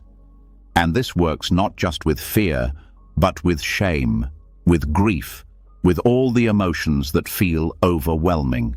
They all have causes. They all have layers. They are not you. They are not permanent, and they are not alone. So the next time a problem feels massive, sit down, breathe slowly, and begin to trace the roots. Name what's feeding it, not to judge, but to understand. I'm feeling dread because I'm exhausted, because I haven't eaten, because I'm scared of failing, because I tied my worth to success, because I learned early that love was conditional. Suddenly, the pain becomes visible. And when it's visible, it's workable. You're not an ant carrying a mountain. You're an ant walking beneath a sky, stepping over small stones, encountering hills that only feel enormous when seen through a magnifying lens. And that lens? It's in your hands. You can put it down, You can step back. You can see clearly again. This is not denial, it's truth. The truth that suffering grows when misunderstood, and peace returns when things are seen as they are, not as they pretend to be. So let the mountain shrink. Let the fear come back to scale. Let the self stop bracing for collapse. You are not too small. The problem is not too big. The weight is not what it seemed. When the mountain becomes smaller and the pressure begins to lift, you gain a little distance, a little room to breathe, to reframe, to rest. But in that space, something older often rises. Not a new fear, but a familiar ache. A question that doesn't speak loudly, but lingers in everything. Can I trust myself? Because long before the panic began, long before the tension hardened into habit, there was a crack. A moment, sometimes many, when the ground inside you shifted, and you began to doubt the one person you're always with. This is not just fear of the world, it's fear of your own response. Will I handle this well? Will I fall apart again? Will I make the right choice or let everyone down? These are not questions about logic. These are questions about trust. Trust that broke quietly. Trust that once lost becomes the silent fuel of anxiety. This is where the work deepens. Because healing isn't just calming the surface, it's restoring what cracked underneath it. And in Buddhist practice, there's a teaching that leads the way. It's called Kshanti, forbearance. Often misunderstood as passive patience, it actually means something far stronger. The ability to remain inwardly steady through discomfort. The willingness to stay with yourself, especially when the emotional weather turns. It is the path to rebuilding self-trust, not through perfection, but through consistency, not through control, but through presence. Anxiety often feeds on self-betrayal, not because you want to hurt yourself, but because somewhere along the way you had to abandon what you felt. Maybe to survive, maybe to please, maybe to avoid conflict. But the result was the same. You stopped listening to yourself. You stopped believing your emotions were valid. You stopped being able to count on your own judgment. And once that link breaks, every choice becomes a threat. Every situation becomes a test you're not sure you can pass. Kshanti invites you to rebuild from the inside, not by pretending to be unshakable, but by practicing one small truth. I will not leave myself. Even when I feel fear, even when I doubt, even when I disappoint myself, I will stay. I will not abandon this moment, this body, this breath. This is the mirror that doesn't break. Not because it never cracks, but because it learns how to reflect clearly, even through the fracture. Rebuilding self-trust begins in the smallest places. When you feel overwhelmed and choose not to run. When you make a promise to rest and actually follow through. When you acknowledge your feelings without trying to explain them away. These moments may seem simple, but they speak directly to the nervous system. They say, "You can trust me now. I don't disappear when it's hard." Many people think trust is built by getting it right, but in Buddhism, trust is built through returning, over and over, to the breath, to the body, to the truth of what's here, not needing to fix it, just meeting it fully. This returning becomes your new reliability. You stop waiting to feel perfect before you act. You act with what's true now. You say, "I'm afraid, and I can still show up. I'm not sure, and I can still breathe." That honesty creates an inner home you can live in. It also softens the voice of the inner critic, the one that says, "You failed again," the one that points to every past moment of collapse. Kshanti doesn't argue with the critic. It outlasts it. It continues anyway. It responds with quiet action. Yes, I fell apart, but here I am, breathing again, grounding again, not perfect, but here. This is how the mirror heals, not by becoming flawless, but by reflecting reality as it is, with compassion. One of the deepest roots of anxiety is the fear that you cannot trust your own stability, that if pain comes again, you'll collapse like last time. But here's the truth. You are not the same as you were then. You have learned. You have stayed with the breath. You have softened in the fire. That version of you did what they could, and this version of you is learning how to hold the mirror steady. Trust doesn't mean you never get overwhelmed. It means you don't abandon yourself when you do. It means you don't say, "I can't handle this."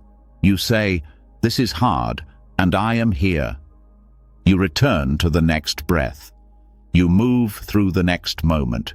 You feel what's true without judging it. And every time you do, the nervous system writes a new line of code. We can stay. We don't have to run. This is the core of emotional resilience, not suppression, but steadiness. Not being above emotion, but not being swallowed by it. And it's built in silence, in stillness, in presence. When you sit through the discomfort without trying to fix it, without needing to escape, something new forms inside you. A quiet power, a grounded loyalty to your own experience. That's what the mirror reflects when it doesn't break. It reflects your commitment to stay. Not to feel amazing, not to be impressive, just to remain. That presence changes everything. It becomes the foundation under your fear, the quiet beneath your thoughts. And as that foundation grows, so does your capacity. You begin to notice how much of your anxiety was not just fear of life, but fear of your own collapse. Now, you know you won't collapse. Not forever. You may shake, you may flicker, but you come back. You breathe again. You take the next step. This is the truth you've earned. It's also the truth that makes you gentle with others. Because when you learn not to abandon yourself, you stop expecting others to hold what you haven't learned to hold. You meet people with less demand, less projection.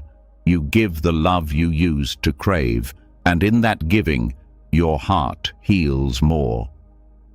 Kshanti is quiet. It's not loud like courage. It doesn't shine like joy. But it's steady like the earth. It holds you when the mind spins. It stays when the feeling floods. And it teaches you that resilience is not about bouncing back.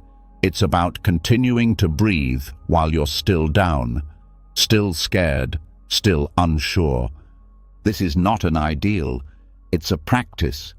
And like any practice, it starts now, with how you're holding your body, with how you're speaking to yourself, with how gently you're letting this moment unfold. You're not here to be perfect. You're here to remain, to stay with yourself when it matters most.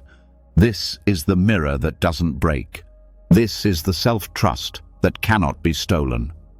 Now that self-trust has been gently restored, a steadier foundation begins to form beneath every breath. The mind feels less like an enemy and more like a wave that can be ridden. The nervous system begins to believe, even when it's hard, you will not leave yourself. But even from this place of clarity, one specific pattern still lingers. A fear that doesn't arise from what's happening now, but from what might happen next. The mind starts to rehearse imaginary dangers. It projects discomfort before it arrives, And what grows isn't truth, but tension. Not from the moment you're in, but from the one that hasn't come. This is the ache of anticipatory anxiety, the part of the mind that leans forward into what isn't real yet. It imagines disaster, then reacts as if it's already happening.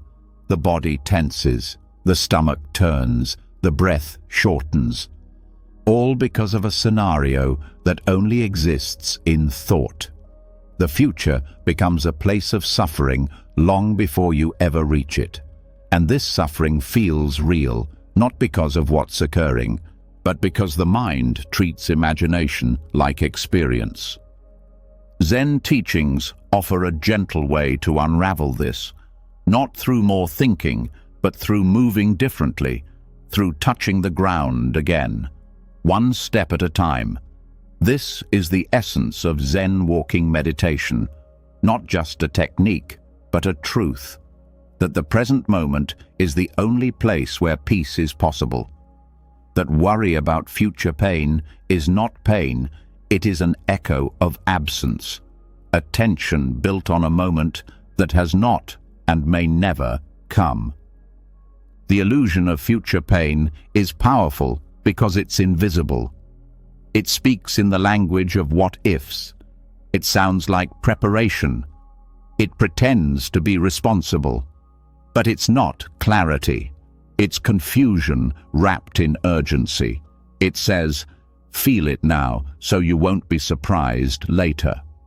But feeling it now doesn't protect you. It depletes you. It makes the nervous system relive consequences that haven't happened, over and over, with no resolution. Zen walking meets this illusion not with argument, but with rhythm.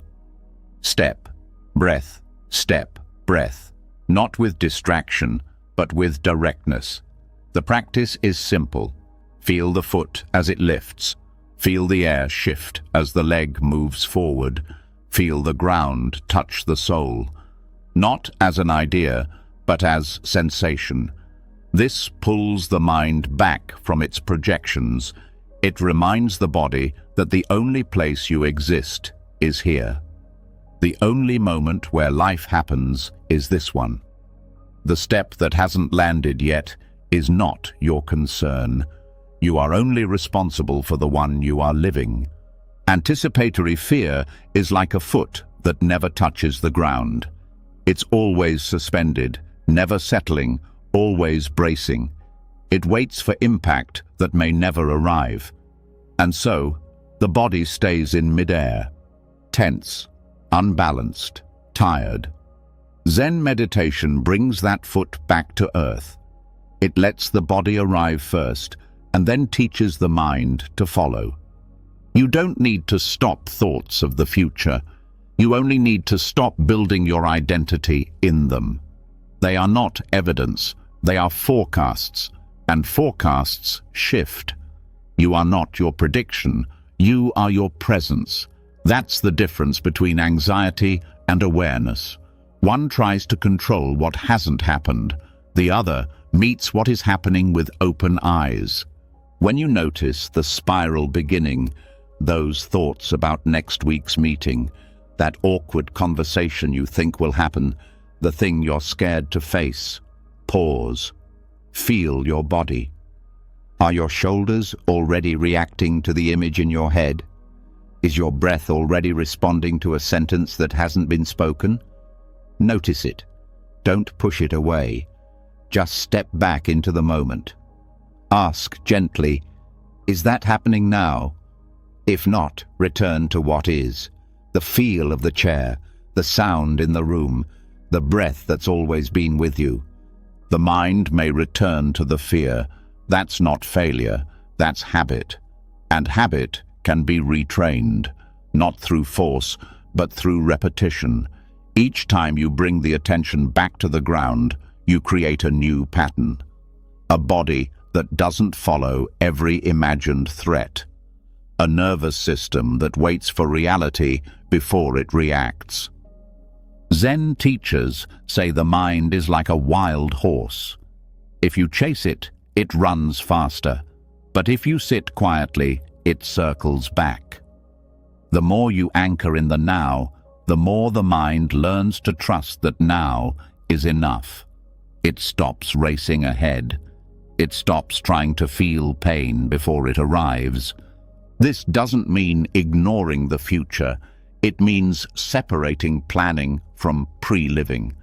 You can plan from presence, but when you start emotionally rehearsing catastrophe, you've left reality. That's the difference. One builds clarity, the other builds tension, and your body knows the difference before your thoughts do. The pain of the imagined future is only possible when the present feels unsafe. So you rebuild safety here, through breath, through movement, through grounding in what your senses can confirm. No need to argue with the fear. Just don't feed it. Let it come, let it pass, and place your awareness back on the step you're taking. Zen monks practice walking meditation slowly, not to go anywhere, but to arrive more fully. Each step is complete. Each breath is whole. This is not performance, it's remembering that you are not the story. You are the one who walks through it. Anxiety often attaches to false certainty. It wants to know how it will end. It wants reassurance that nothing will go wrong. But nothing in life offers that, and the pursuit of it is exhausting. Walking meditation teaches you to let go of that demand, to let the foot fall without needing to see the whole path. You don't need to control what's ahead. You only need to meet what's here. This practice also teaches you to stop postponing peace. The anxious mind says, "I'll relax once this is over." But that day never comes. There's always another future to worry about. Zen says, stop waiting, walk now, breathe now, rest here. The step you're taking is already sacred. The breath you're holding is already enough. And when the future comes, you will meet it as you have met this moment, with awareness, not fear, with presence, not projection.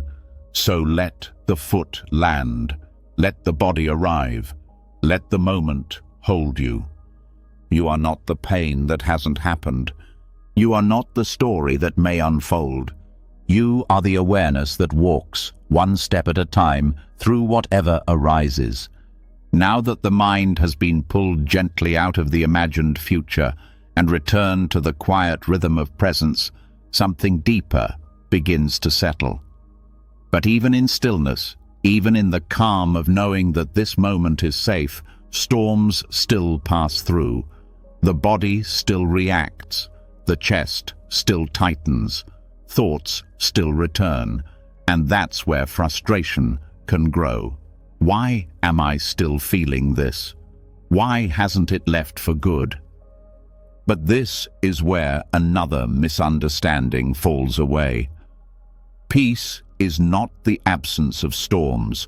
It is the ability to recognize that storms are not forever.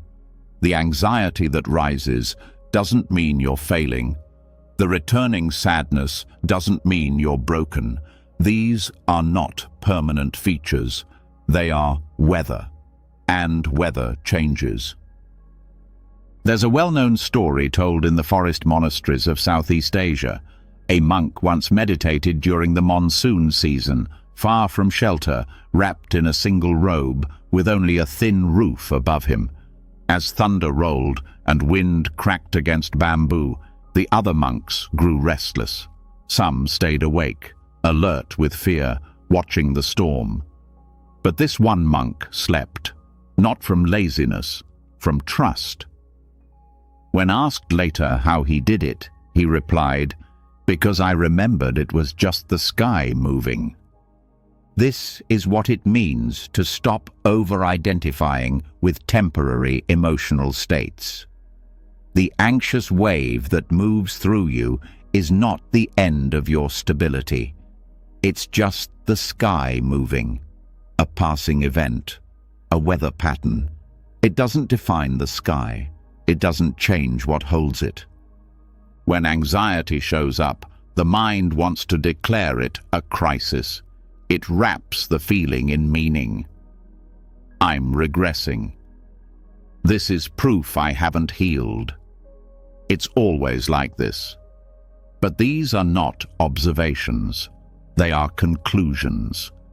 And conclusions stick. They turn moments into identities. They turn sensations into stories.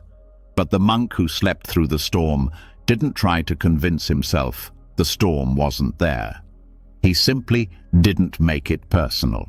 He didn't turn weather into self. The difference between weather and climate is duration. Weather moves. Climate is what endures. Anxiety is weather. It comes, it stirs, it leaves. But when you believe it is your nature, you start to live like it's your climate, like it will always be this way, and that belief creates more tension than the anxiety ever could on its own. Buddhist training emphasizes this over and over. Do not cling to mental formations. Do not grasp what is rising. Do not reject what is passing. Watch. Witness. Let the internal storm blow through the same way you would watch wind through trees. You don't demand it stop. You don't name yourself by it. You meet it with presence. And in that presence, the panic loses its fuel. Think about your strongest emotional moments. Did they last forever? Or did they move through you like waves? Even the ones that returned, did they return the same way each time? No, because even repetition changes. The sky never repeats a cloud exactly, and neither does the mind. To stop over-identifying with emotion is not to become numb. It's to become wise. It's to recognize that the way you feel in one moment is only a fraction of your total experience. The mood may fill the room in your awareness, but that's not the whole house. You are more than what the current moment shows, and that knowing allows the storm to pass without defining you. In Buddhist meditation, this is often practiced through noting. A thought arises, and you say silently, thinking. A fear arises, and you say, fear, not, I'm afraid. Just, fear is here. This small shift creates space. It gives the emotion room to move. It gives the self freedom to observe without merging. Try this during a wave of anxiety. Don't argue with it. Don't reassure yourself. Just note it. Tightness, heat, racing thought. No story, no resistance, no diagnosis. Just weather, just movement, just clouds in a vast, unchanged sky. Over time, this practice rewires your emotional responses. The body begins to learn that strong emotion is not danger, it is energy. The breath deepens, the shoulders soften, the inner commentary quiets, because presence replaces panic. This is how the monk sleeps through the storm. Not because he controls the weather, but because he no longer believes the weather is him. He knows the sky is not angry, the sky is not weak, the sky is not falling. It is holding space for what passes, and so are you. Even in daily life, this understanding changes how you move. When someone upsets you, the reaction might still rise, but you no longer fuse with it. You say, there is anger, not I am angry. And that small space between you and the emotion gives you a choice. You can feel it, but not become it. You can witness it, but not weaponize it. This doesn't mean suppressing. It means allowing without collapse, feeling without fusing, acting without over-identifying. You are the ground that holds the rain, the sky that holds the lightning, the space that holds the sound. And because of that, you don't have to resist your storms. You don't have to fear the next wave. You don't have to over-explain your feelings to yourself. You can meet them like passing clouds, with patience, with stillness, with that same quiet nod the monk gave the wind when he turned his face to sleep. You can say, "Ah, this storm again. I've seen you before. I'll watch you move through. I'll still be here when you're gone," because you will be. Now that the mind has remembered it is not the weather, but the sky that holds it, a deeper truth comes into view, an old truth that lives beneath thought, beneath even emotion. Because sometimes, even when the storm passes, the body still holds the thunder. The shoulders stay tense. The breath remains shallow. The stomach clenches as if bracing for what has already passed. And this is where anxiety hides in its final form, not in the mind, but in the body that has been carrying what words never resolved. This is the kind of anxiety that doesn't speak clearly. It doesn't arrive with thoughts like, "I'm afraid," or "I'm worried." It arrives as unease, as fidgeting, as aches in the chest, as an edge in the jaw that won't release. It lingers like static, like something trapped inside, waiting for an exit. And this is where Buddhist somatic awareness becomes more than philosophy. It becomes medicine, because long before anxiety was named in psychology, it was known in practice as tension held in the clay pot of the body, as energy that needed to be released, not argued with. The early Buddhist texts point again and again to the body, not just as a container, but as a map of sensation, of memory, of unprocessed reaction. The Buddha didn't just tell monks to watch their thoughts. He told them to sit with their bodies, to notice posture, to feel breath, to trace the way emotion shapes the physical form, because every emotion leaves a trace. And anxiety, more than most, sinks deep into the structure of the body like lightning into wet earth. It hits, it passes, but the charge remains. This is why someone can say, "I'm fine," while their breath remains tight. Why the mind may feel calm, but the stomach is still knotted.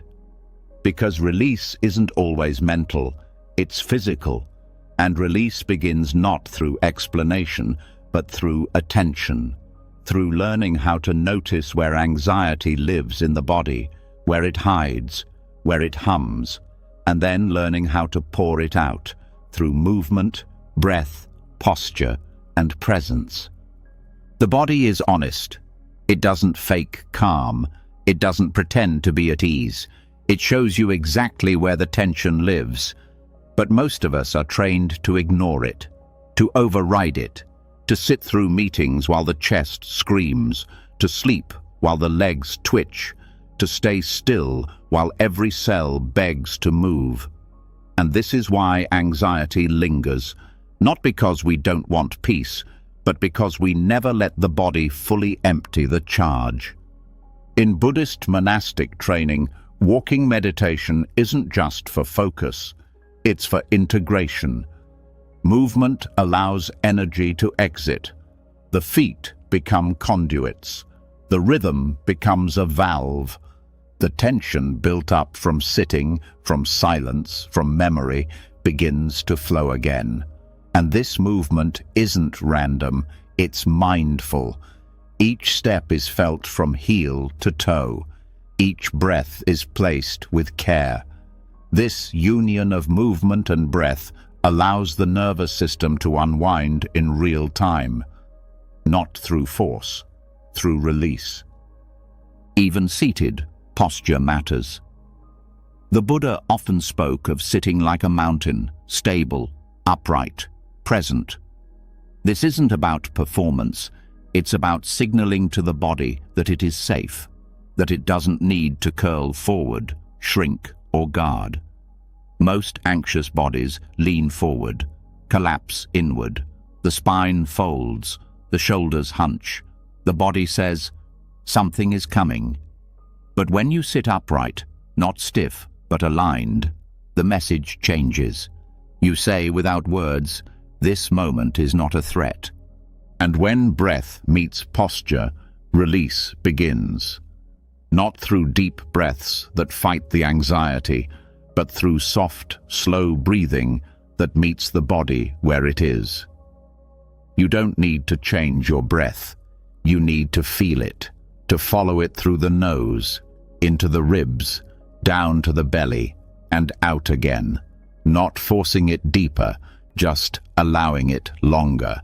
The breath knows how to unwind what the mind has tangled. This awareness is the foundation of Vipassana body scanning, noticing the sensations one part at a time, feeling heat in the shoulders, noting it, feeling tingling in the hands, noting it. No need to change anything, just presence, because presence allows flow, and flow allows release. One of the most overlooked teachings of Buddhism is that clinging shows up in the body first. Before the thought says, I'm scared, the muscles say, I'm tight. Before the emotion names itself, the breath hesitates. So if you want to let go, don't start with the mind. Start with the muscles. Start with the posture. Start with the place where the holding begins. This is why movement-based mindfulness exists. Qigong, walking, gentle stretches, even mindful shaking, not as exercise, as discharge, as communication with the parts of the nervous system that words cannot reach. The body remembers what it couldn't say, and when you move it with care, it gets to finish the sentence. This is not about perfection, it's about practice. You don't need to know every technique. You need to listen, to notice, to meet the tightness with curiosity, to ask the chest, what are you holding? To ask the stomach, what are you bracing against? Not to fix, just to witness. And in that witnessing, tension loosens. You may feel warmth, you may feel shaking, you may feel tears rise with no name. Let them. These are not problems. These are exits. The lightning is leaving the clay. One of the most compassionate things you can do is stop asking your body to stay still while it is shaking inside. Let it move. Let it speak. Let it return to a natural state of softness, not through suppression, but through expression. This is the path to nervous system restoration, not control, not numbing, but respectful release. The clay pot was never meant to hold lightning forever. It was meant to receive it, hold it briefly, and then let it go. So, sit now, or lie down, or walk slowly, and ask your body, not your mind, where do you feel unfinished? And listen, without needing to explain, without rushing to change. Just let the breath reach it. Let gravity help. Let presence soften what effort could never fix. You are not broken because your body holds anxiety. You are wise because you are finally letting it go. Once the body begins to release what it was never meant to carry, a certain quiet naturally follows. Not the kind of quiet that feels empty or cold, but the kind that feels like being held. And in that stillness, something else becomes visible. A space that most people miss. A place that has always been there, but rarely noticed. It isn't loud, it doesn't ask for attention, but it changes everything when you finally see it. It's the silence between thoughts. Most people think anxiety is a constant stream, a non-stop flood of worry and tension. But even in the most restless mind, there are gaps. Tiny pauses, brief silences between one thought and the next, between one fear and the next scenario.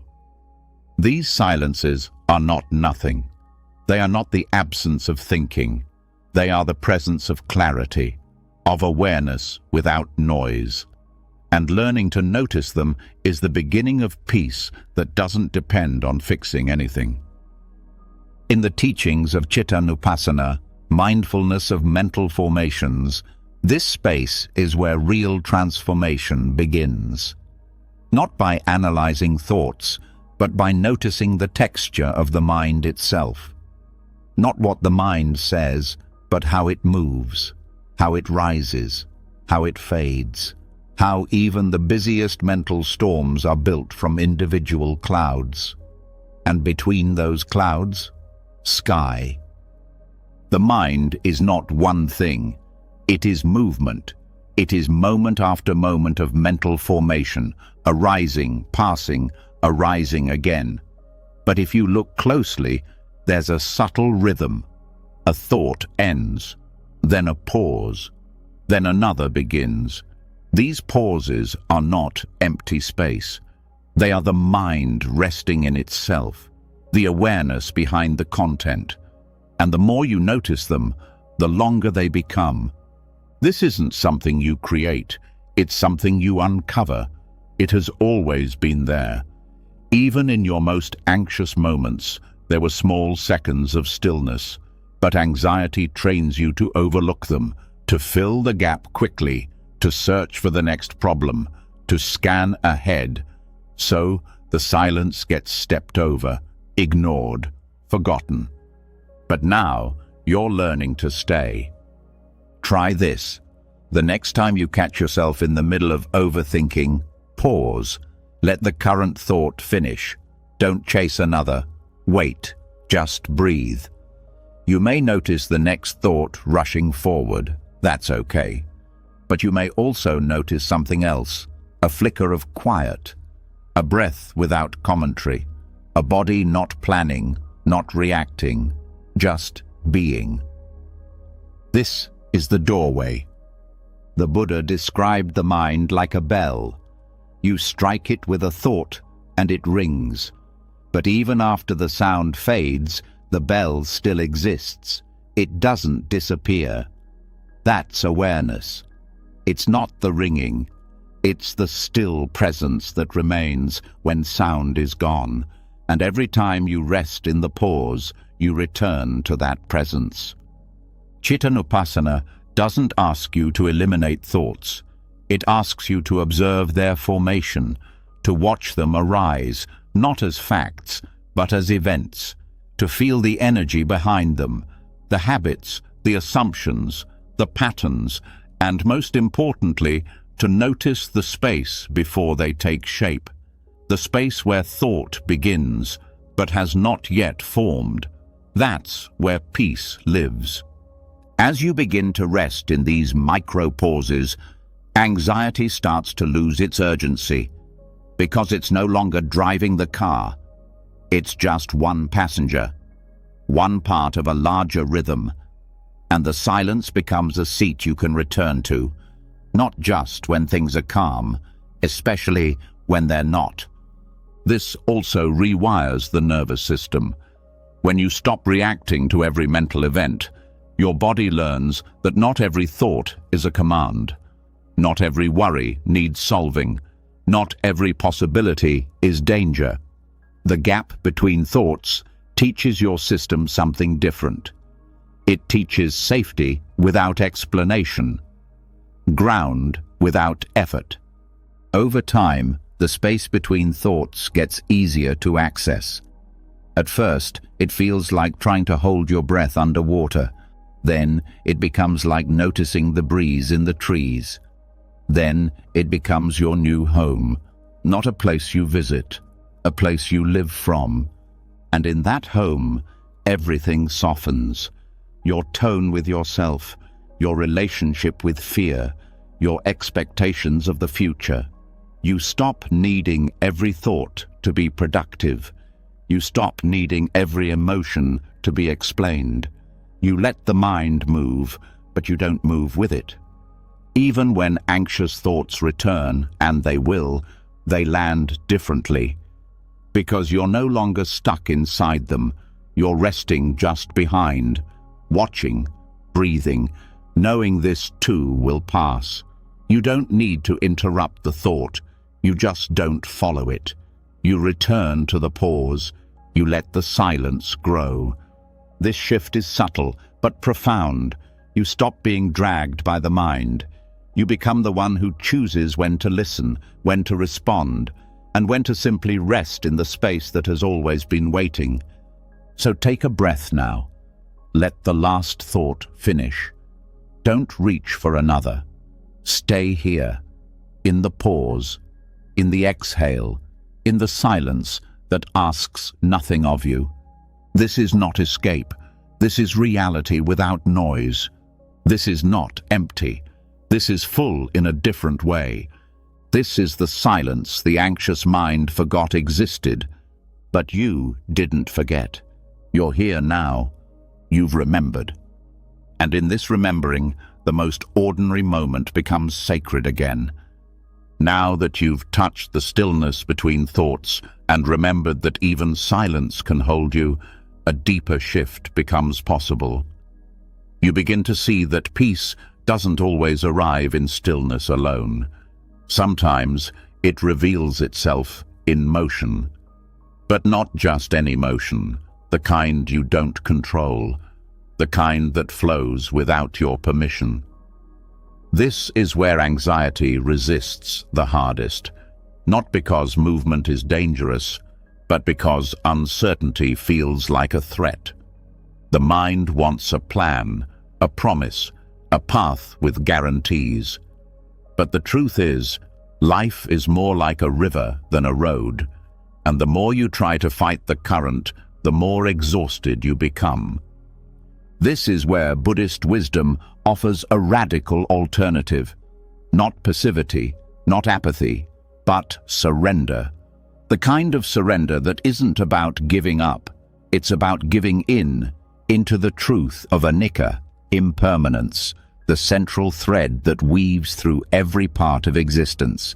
Nothing stays, not fear, not comfort, not even peace. And that's not a problem, that's the path. Anxiety often feeds on resistance.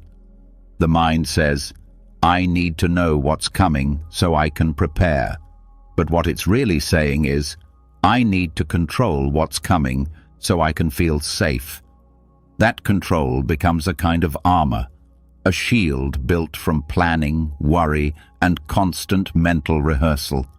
But like a leaf trying to steer a river, the effort doesn't stop the flow.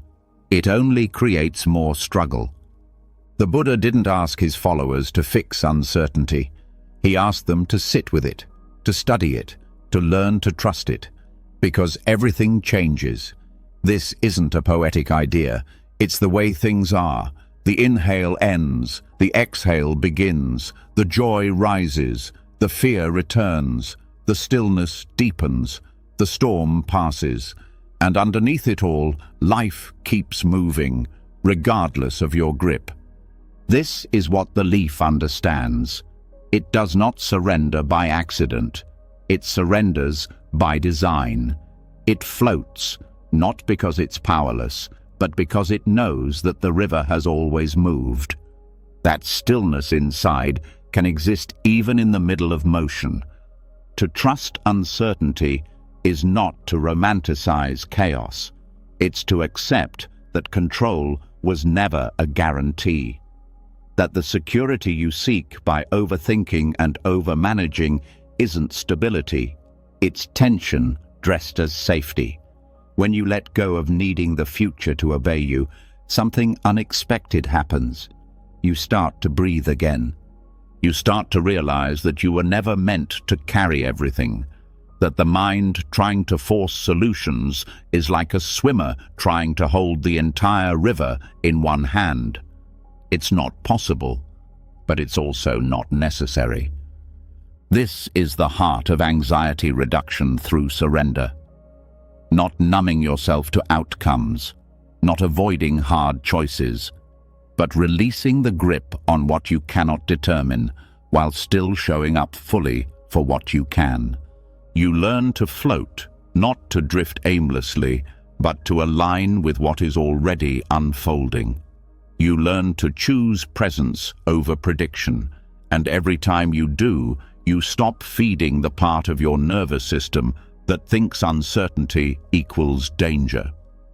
Let's say you have a big event coming up. The anxious mind says, "What if it goes wrong? What if I mess up?" But underneath those thoughts is a deeper fear. What if I can't survive disappointment? That's the real fear, not the event, but the belief that if something painful happens, you'll fall apart. But floating teaches you otherwise.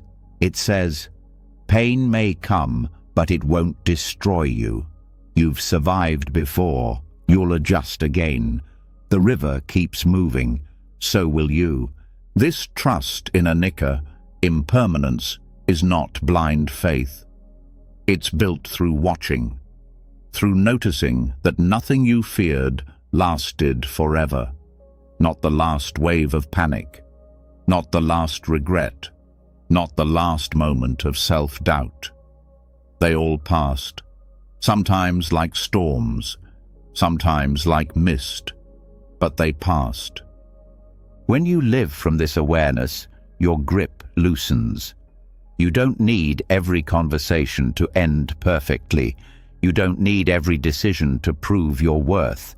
You don't need every step to be mapped out. You trust the process, not because it's easy, but because it's honest. This is where many people confuse surrender with apathy, but they're not the same. Apathy says, I don't care what happens. Surrender says, I'll care deeply, but I won't control what can't be controlled. Apathy numbs. Surrender liberates. This surrender also changes how you relate to yourself. You stop needing to be the perfect version of you every day. You allow the bad moods, the messy moments, the uncertainty within your own growth. You begin to say, this is what's true today, and that's enough. Not because it's ideal, but because it's real. And when you trust the flow of impermanence, you also become more compassionate. You see that others are floating too, that everyone is managing something unseen, that no one has it all figured out. And in that shared current, you soften. You stop comparing timelines. You stop judging where you are. You stop rushing toward a future that never arrives the way you planned. Instead, you begin to live from the leaf's perspective, gently, attuned, letting go without disconnecting, moving without controlling, showing up without bracing. Try this now. Bring to mind something unresolved, something you don't yet know how to fix. And instead of solving it, breathe. Say silently, I allow this to be unfinished. And notice what happens in the body. Maybe a softening in the chest, maybe tension rising first, then loosening, maybe nothing at all at first, but space. That space is the beginning of trust. This trust doesn't mean you stop acting. It means you stop overacting. You stop flooding the system with extra noise. You stop treating every moment of uncertainty like a cliff edge. You begin to live more lightly, not because life is light, but because you've stopped gripping so tightly. That's what the leaf teaches. It moves not because it's weak, but because it's free. And so can you be. Now that the body has remembered how to float and the mind has tasted the freedom of not needing to control the future, there's one final habit still pulling beneath the surface. Even when you've let go of outcomes, even when you've stopped fighting the flow, thoughts still appear. They return. They loop. Not loud, not always urgent, but persistent. The inner debate starts again, not because you're seeking truth, but because the mind is still trying to protect you through overthinking. And so the cycle continues. A conversation with yourself that never ends. A search for closure in a place where no final answer lives. This is the loop of inner argument. A restless mental habit rooted in dukkha. That quiet suffering born from resisting what is. The thought doesn't hurt. What hurts is the refusal to let it pass. What drains you is the insistence on solving a moment that never needed to be solved. The mind says, let's just revisit it one more time, as if the 50th replay will bring peace. But it doesn't, because peace was never hiding in the answer. It was waiting in the release. In Buddhist practice, this is known not as failure, but as habit energy, a deeply conditioned reflex. The mind attaches to discomfort, then tries to outthink it. It starts arguing with a past you can't change, or debating a future that hasn't arrived, or challenging the worth of your own feelings, and each thought tries to prove something. It says, if I just think through this the right way, it'll finally go away. But the thought doesn't want to go away. It wants to be engaged, and the more you engage it, the more real it feels. The way out is not by winning the argument, it's by not entering it. That's what the thought that let itself go understands. It doesn't resist. It doesn't defend. It doesn't correct. It simply steps back. Not from apathy, but from wisdom. It knows that internal debates don't bring clarity. They drain it. They wrap truth in confusion. They take a passing moment and stretch it into a lifelong question. But when the thought is met with awareness instead of resistance, it loses its grip. It starts to dissolve. Not instantly, but gently, like steam rising from warm water. You can practice this right now. Think of something your mind has been spinning on, a conversation you keep replaying, a decision you keep questioning, a judgment you keep resisting. Now let that thought rise, but don't feed it, don't answer it, don't explain it. Just notice. This thought is here. Label it softly. Worrying, replaying, doubting, and then breathe. Let the thought continue if it wants to, but you don't follow. This isn't suppression. You're not pushing the thought away. You're choosing not to grip it. You're treating it like a passing cloud, a breeze that enters, then exits. This is mindfulness applied to mental formations, the heart of Chittanupassana. Watching the content of the mind without identifying with it, without needing to fix it, without believing every sentence that appears. This practice doesn't mean you never think. It means you don't believe that every thought deserves your full attention. You start to develop discernment. You learn to tell the difference between useful reflection and compulsive argument. One leads to understanding, the other leads to exhaustion. The thought that lets itself go doesn't need closure to rest. It doesn't need to prove itself innocent or guilty. It just needs space, permission to pass without performance. And that space is what you offer when you no longer fight with what is. This is where anxiety begins to lose its strongest weapon, your attention. Because attention is what makes the loop feel real. It's what gives the thought energy. Without your engagement, The thought becomes background noise. It loses color. It loses speed. Eventually, it fades into the silence it came from. But this doesn't happen through force. It happens through repetition. Each time you choose not to argue, you weaken the loop. You teach your nervous system that mental noise doesn't need a reaction. You begin to trust your awareness more than your inner courtroom. You stop needing to resolve everything in your mind before feeling safe in your body. And when the thought does return, as it likely will, you treat it like an old friend with nothing new to say. You don't push it away. You don't indulge it either. You greet it with stillness. You let it rise, and you let it go. Just like breath, just like clouds, just like every other moment that passes through awareness. This is not detachment from life. It's connection with what's actually here. The loop distracts you from the moment. It pretends that peace is on the other side of one more analysis. But peace doesn't live in conclusions.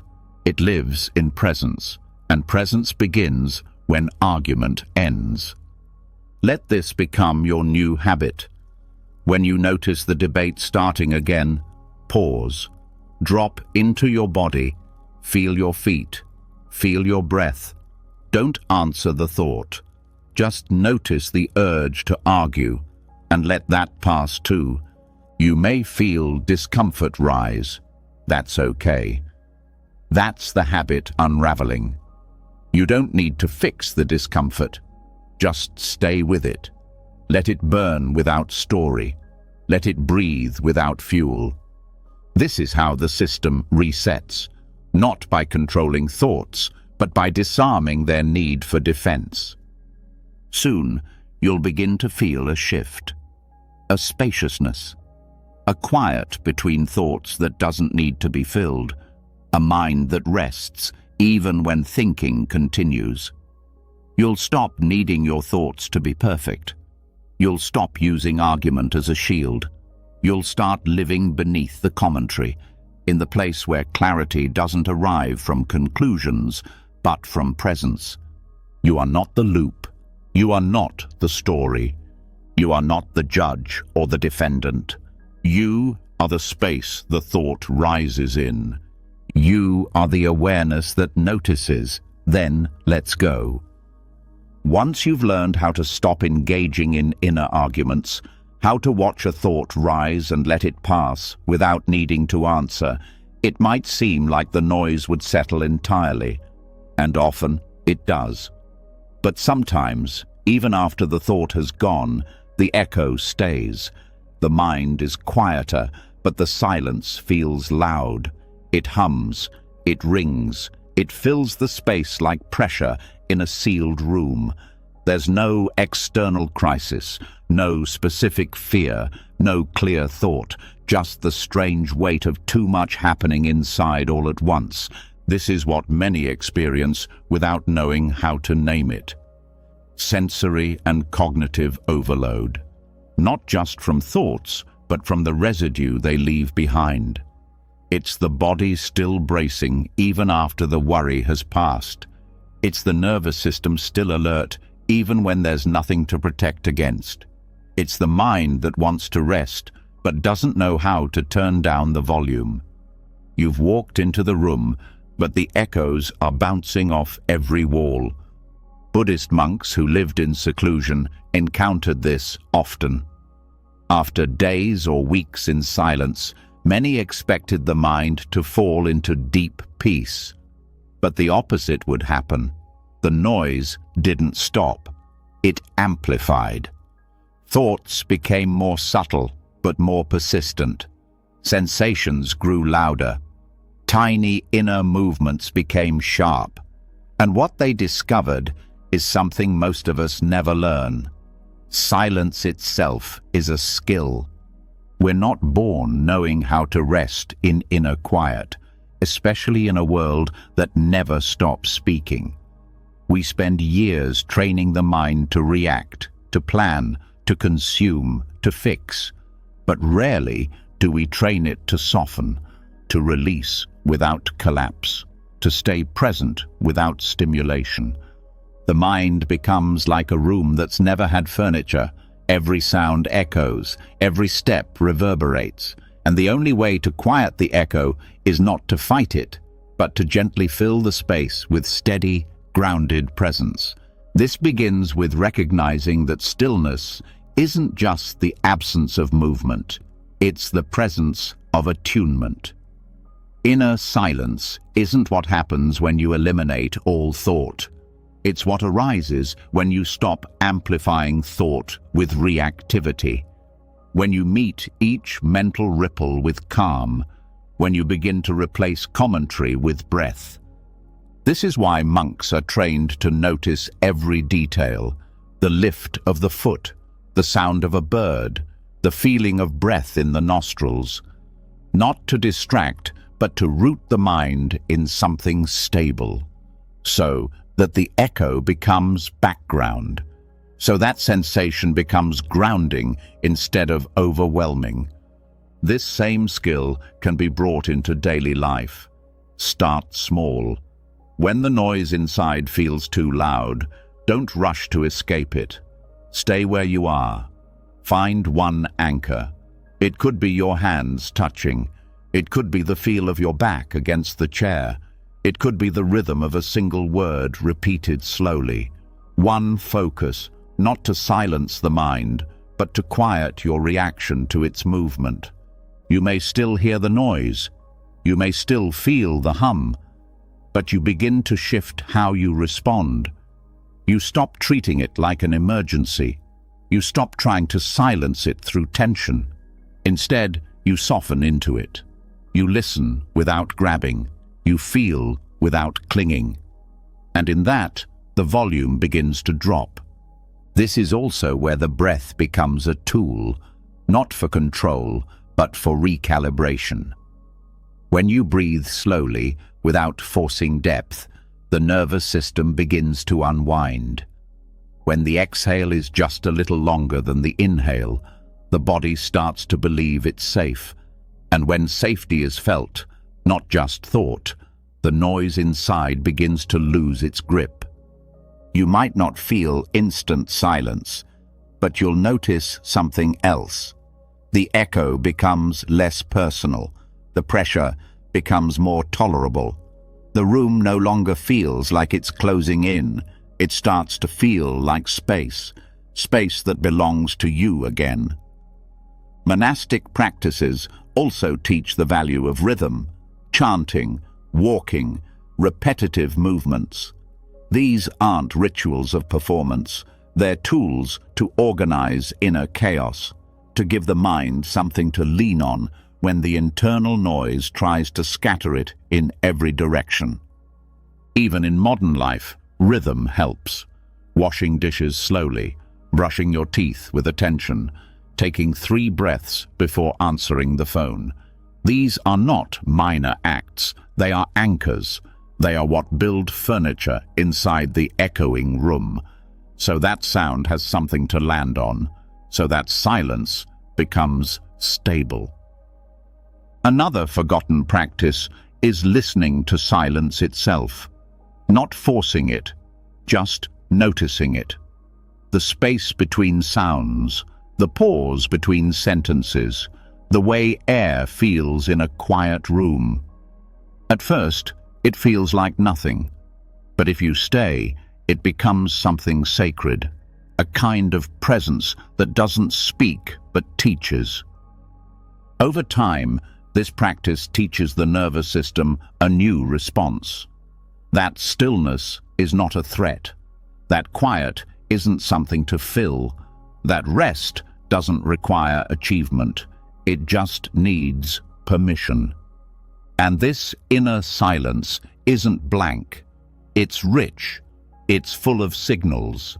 It lets you hear what your body has been trying to say. It lets you feel without commentary.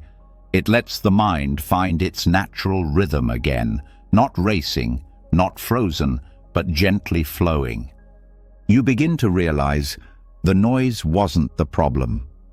The problem was how tightly you clung to it, how much you feared what the silence might reveal. But when you stay long enough, you discover it reveals nothing to fear, only space, only breath, only now.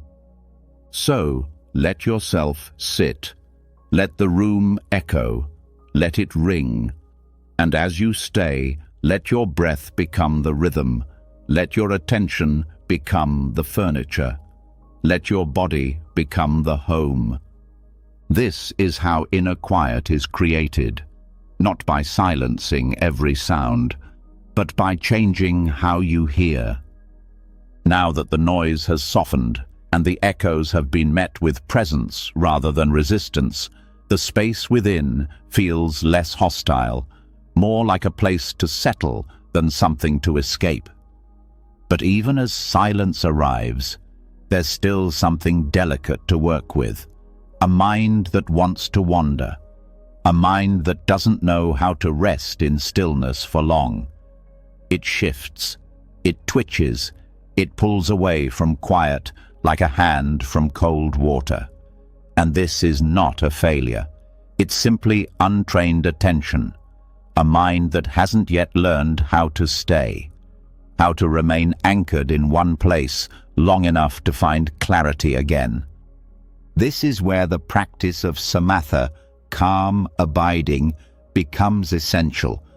It's the art of using a single thread to hold the mind when everything inside wants to unravel, not through pressure, not through force, but through steady, neutral focus.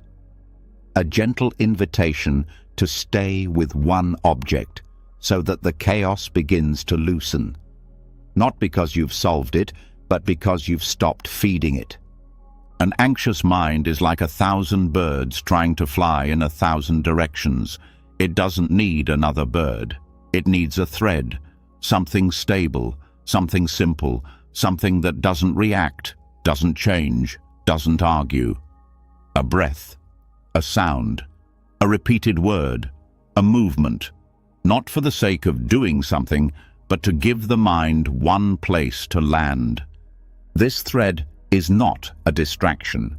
It's a lifeline. It connects the scattered energy back to center.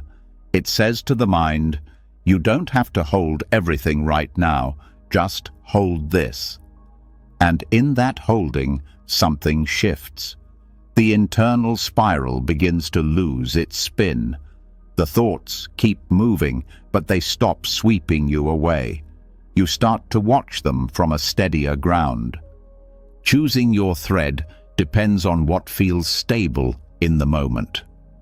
The breath is one of the oldest and most reliable anchors, not because it's special, but because it's always present, always moving, always returning. You don't need to breathe deeper or slower. Just notice the inhale, follow it in, feel the pause, follow the exhale out. One cycle, then another. No story, no fixing, just sensation. If the breath feels too tight or unavailable, sometimes anxiety can make it feel that way, choose something else.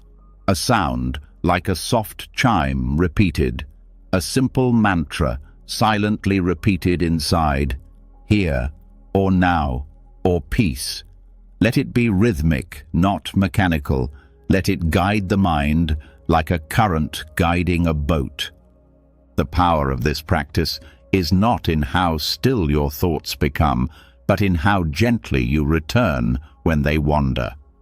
Every time the mind strays, and it will, you notice and you come back. That return is the practice, not the stillness. The return, again and again, without judgment, without punishment, just, I've left. Let me come back.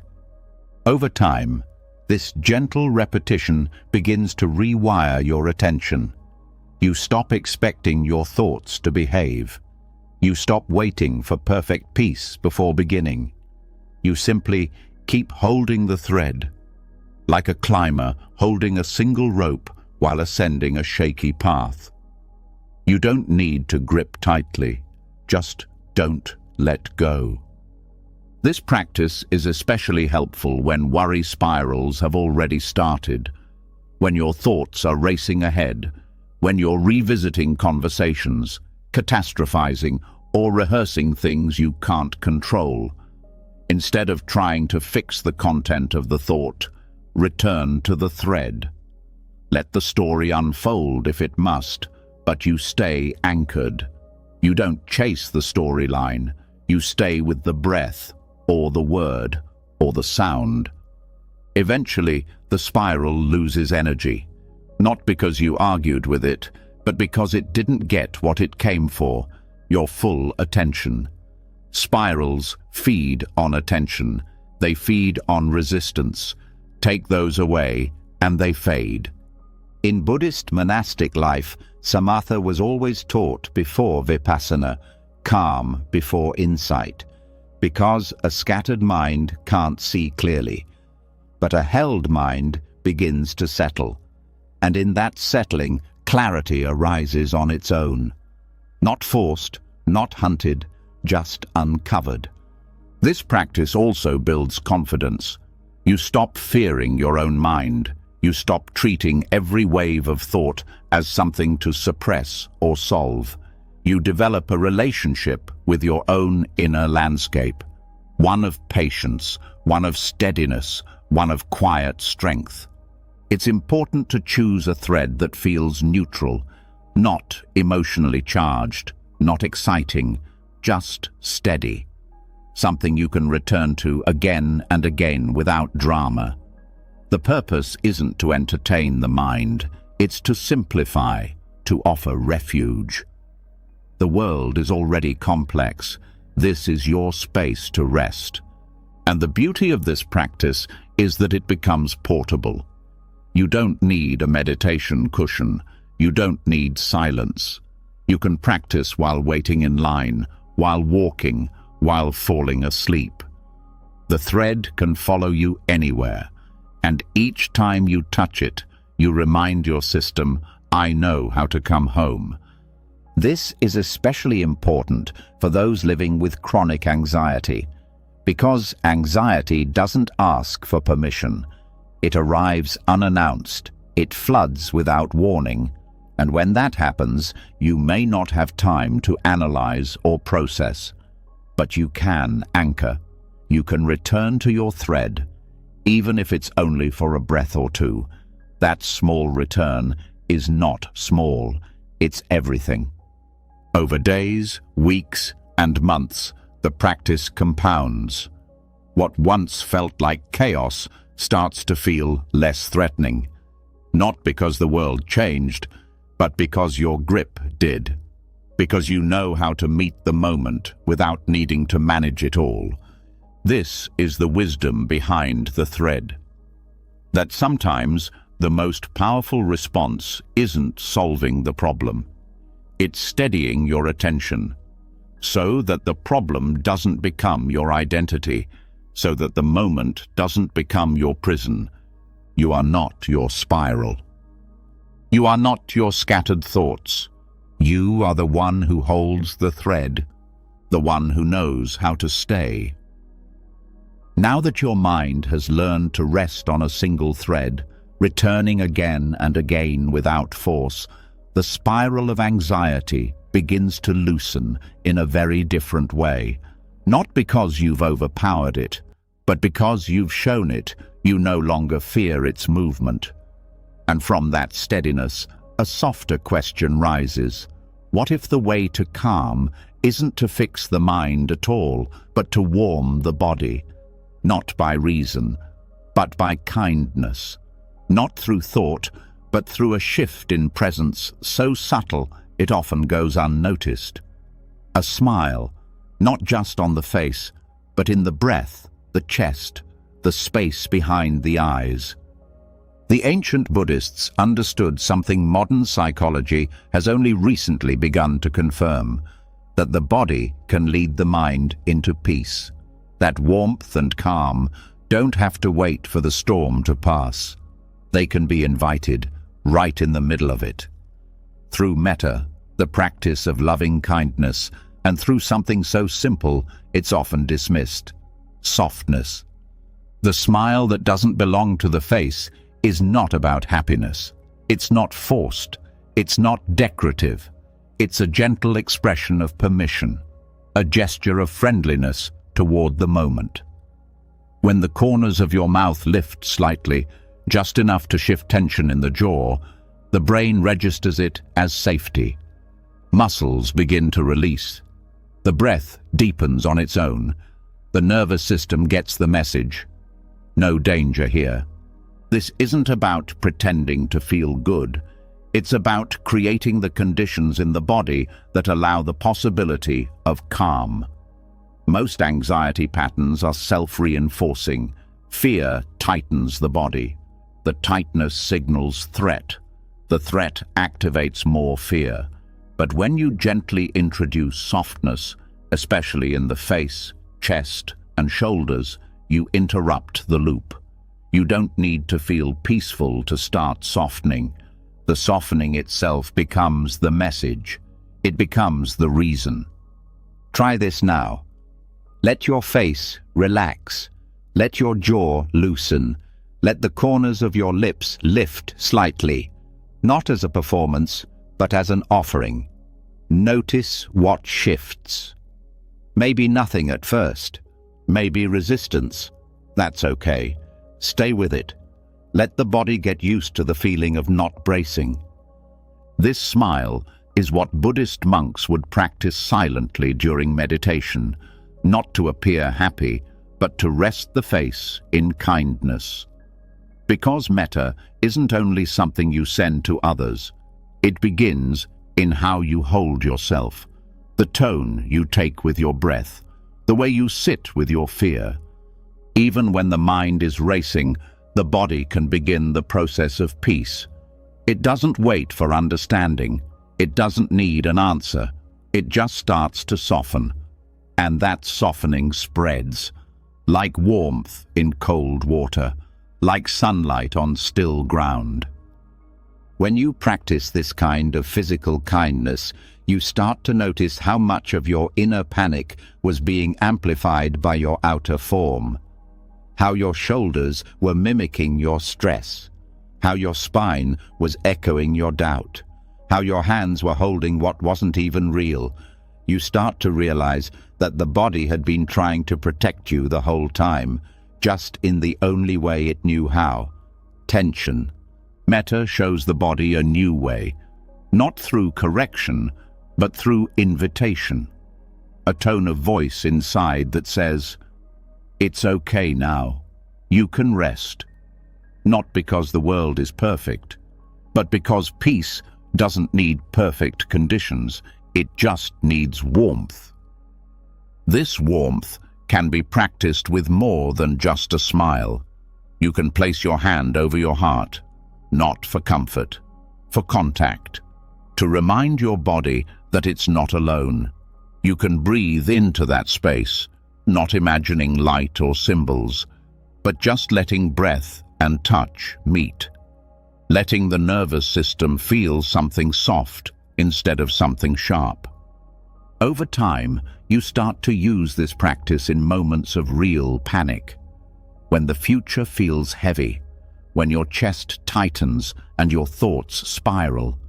Instead of trying to reason your way out, you soften. You let the mouth smile gently. You touch the heart. You whisper a few words inwardly, not to fix, but to soothe. May I be safe. May I be steady. May I meet this with kindness.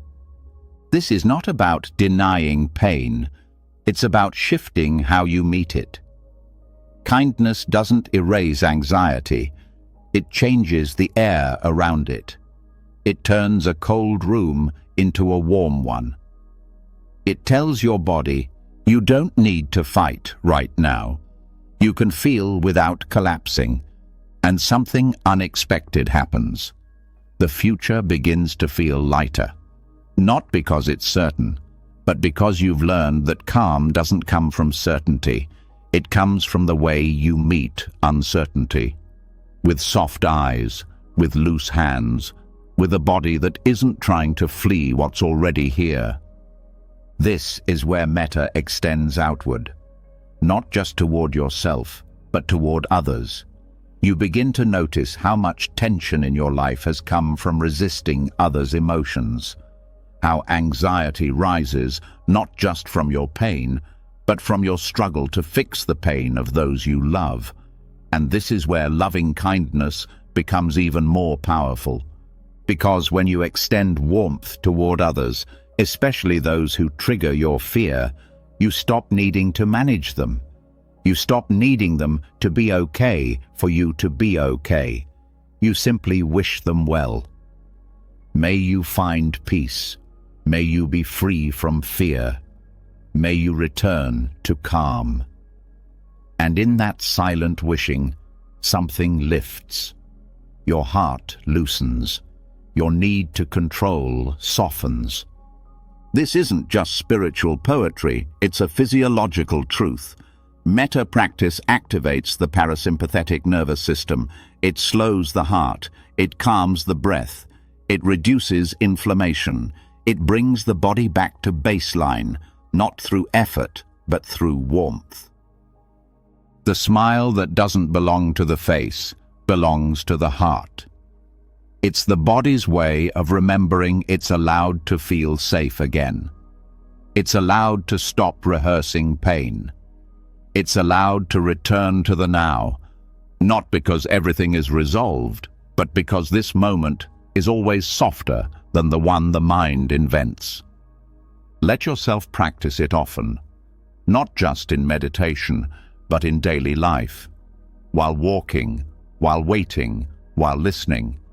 Let the body speak the language of kindness before the mind catches up. Let your posture soften.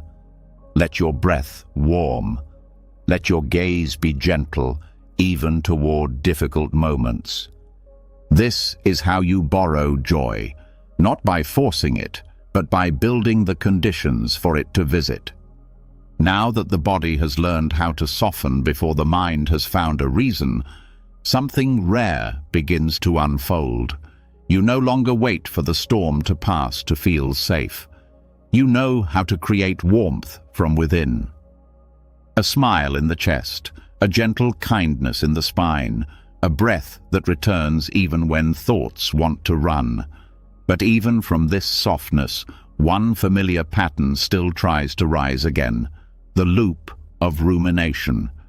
It starts as a drop, a subtle discomfort, a thought you barely notice. But left unchecked, it grows downward, deeper, heavier, and soon you're swimming through memories, hypotheticals, conversations, questions with no clear end. Rumination doesn't come with warning signs. It disguises itself as useful reflection. It promises clarity, but it offers none. It cycles, it spins, it wears the body down without providing a single new insight. And what makes it so dangerous is how quiet it begins. You don't know you're in it until it's already running, until the drop has already hit the surface and started to pull you under. But what if that drop could fall in the other direction? What if the moment the spiral begins, you could meet it, not with force, not with avoidance, but with a gentle pivot, a subtle shift, rooted in the very thing the Buddha taught, turning the mind from unwholesome to wholesome, not with guilt, but with skill. This practice begins with awareness, noticing the moment a thought starts to repeat. It's not the thought itself that's the problem, it's the pattern of returning to it without movement. A thought about the past that brings no new understanding. A fear about the future that loops without release. A question that only leads back to itself. To reverse the flow, you don't suppress the thought. You don't argue with it. You catch it early. And then you ask one simple question. Is this leading me toward clarity or toward confusion? That moment of inquiry stops the automatic path. It introduces space. It asks the mind to be honest. Is this helpful or is this just familiar? This question is not criticism. It's care. It's a pause, a breath between repetition. It gives the mind a chance to choose, and choice is the beginning of freedom. When the answer is that the thought is leading toward confusion, and it often is, you don't need to scold yourself. You pivot. Gently, like water changing direction. You let the thought rest, and then you offer the mind something wholesome, something nourishing, something different. This is the essence of the Buddha's teaching on mental cultivation. Replace the unskillful with the skillful, not because the unskillful is evil, but because it leads to suffering, because it pulls energy in a direction that harms. A wholesome thought isn't just a positive affirmation. It's any focus that opens the body, softens the mind, and clarifies the moment. It could be gratitude. It could be compassion. It could be simple presence. It could be asking, "What can I do now?" instead of, "Why did that happen?" One powerful pivot is turning from the question, "What if?" to the statement, "What is?" When you shift into what's actually here, the mind starts to settle. Rumination lives in time that doesn't exist. The present doesn't feed it. So when you return to now, the cycle loses fuel. You can also pivot to service. When the mind starts spinning on the self, on mistakes, on image, on fear, turning your attention outward can break the loop. Not to avoid yourself, but to remember you're not the center of the storm. Helping someone else, even in a small way, interrupts the internal gravity. It allows the thought to release. Another method is movement, not to run from the thought, but to reset the rhythm of the body. A short walk, a stretch, even standing and breathing with awareness. Rumination is often locked in stillness. Letting the body lead helps the mind reverse. Breath also helps you reset. A few conscious inhales through the nose, slow exhales through the mouth. Not deep, just deliberate. Just enough to remind your system that you're not in danger, that there's no need to go deeper into a loop that offers no escape. And if the thought returns, as it often will, you meet it again. You ask again, is this leading me toward clarity or toward confusion? You repeat the process. This is not failure. This is training. The drop will want to fall again. That's habit. But every time you catch it, every time you reverse its flow, you teach the mind a new way, and slowly it learns. You'll begin to notice the early signs of the spiral more quickly. The mental tone, the bodily tension, the pace of the inner voice. You'll catch it before it builds, and the drop will fall upward. It will rise into awareness, into choice, into presence. Over time, the mind begins to prefer clarity. It begins to notice that rumination doesn't soothe, it exhausts. It doesn't solve, it prolongs, and in that noticing, the old habit weakens. The body relaxes, the nervous system stops preparing for pain that doesn't exist.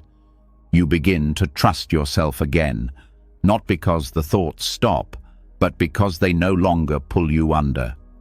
You become the one who catches them, the one who chooses, the one who turns them gently toward freedom. And in this turning, anxiety loses one of its most subtle weapons, your own attention working against you. Now, that attention becomes your guide, your compass, your way out. So the next time a thought wants to spiral, pause, breathe, ask. Then choose something lighter, something kinder, something that leads you home. Now that the spiral has been disarmed and the thought has learned to rise instead of fall, something else comes into view. Not another technique, not another tool, but a shift in how you meet the world altogether. Because when you stop reacting, you start to hear, not just the noise outside, but the subtle tone of reality, the space between words, the breath before speech, the calm that lives underneath movement. It's what monks in silence learn not just to notice, but to follow, not to isolate themselves, but to become more deeply attuned. This is not withdrawal, it's the beginning of real connection, one that starts not with talking, but with listening. The silence that can be heard isn't the absence of sound, it's the absence of internal resistance. It's what happens when attention no longer fights reality. When you stop bracing for what you don't want to feel. When you stop filling the moment with your opinion, your defense, your need to control. In this kind of silence, the world keeps speaking, but you no longer react to every word like it's an attack. You hear more, but suffer less. This is the final layer of anxiety that starts to fade, not because you've won against it, but because you're no longer feeding it. Reactivity needs a partner.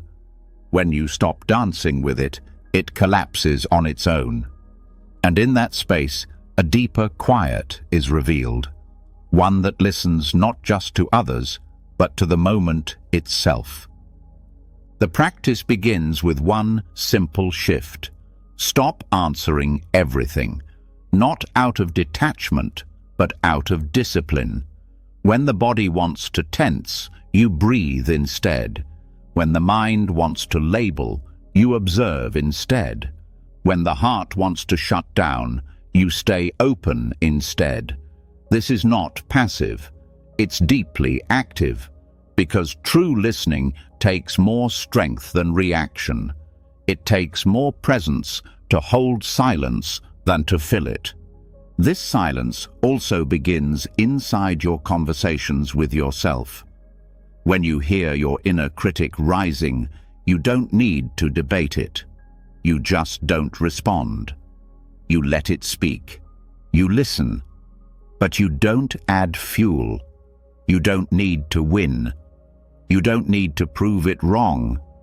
You just don't engage. And without your reaction, it fades. This applies to the external world as well. In conflict, in tension, in uncertainty.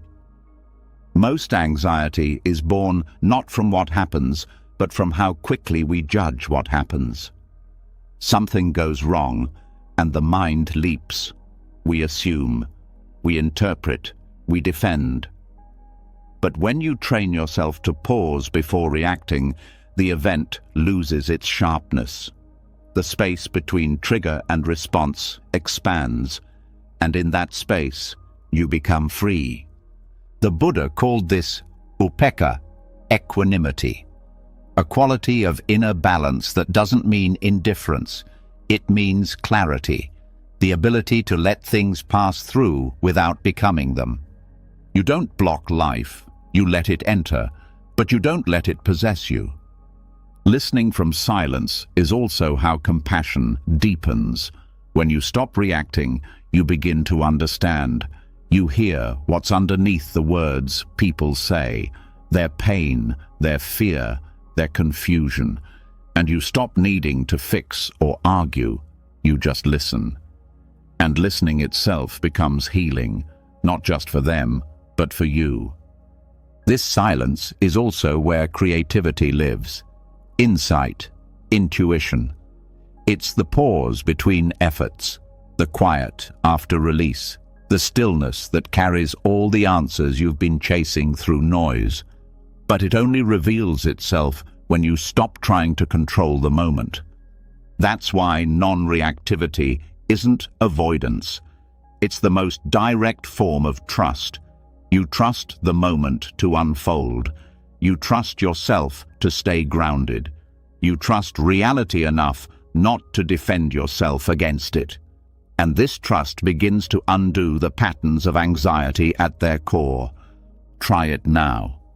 Let something come to mind that usually triggers you. A word, a person, a memory. And instead of bracing, instead of explaining, instead of reacting, just sit. Let the silence be your posture. Let breath be your only statement. Let presence be your only reply. You'll feel the impulse to speak, to label, to fix. Let it rise. Let it pass. You'll see how much reaction was habit, not necessity. And you'll begin to feel a space inside you that no longer moves just because the world does. This doesn't mean you never speak. It means you choose when to speak, from stillness, from clarity, from peace. You stop trying to control how others see you. You stop trying to manage every perception. You let the world be noisy, and you let your mind be still. And in this stillness, you become someone new. Not because you've changed, but because you've stopped resisting what was always there. Space, calm, presence, and choice. The silence that can be heard is not something you force. It's something you remember. It's not about escaping life. It's about finally being fully inside it, without the fight. You now know how to stop chasing thoughts, how to breathe in the storm, how to return to the moment with softness, clarity, and steadiness. And as the noise fades, you don't feel emptiness. You feel something else. A fullness, a quiet joy. A knowing that even when the world is loud, you don't have to be. You're not your fear. You're not your past. You're not your thoughts. You are the one who listens.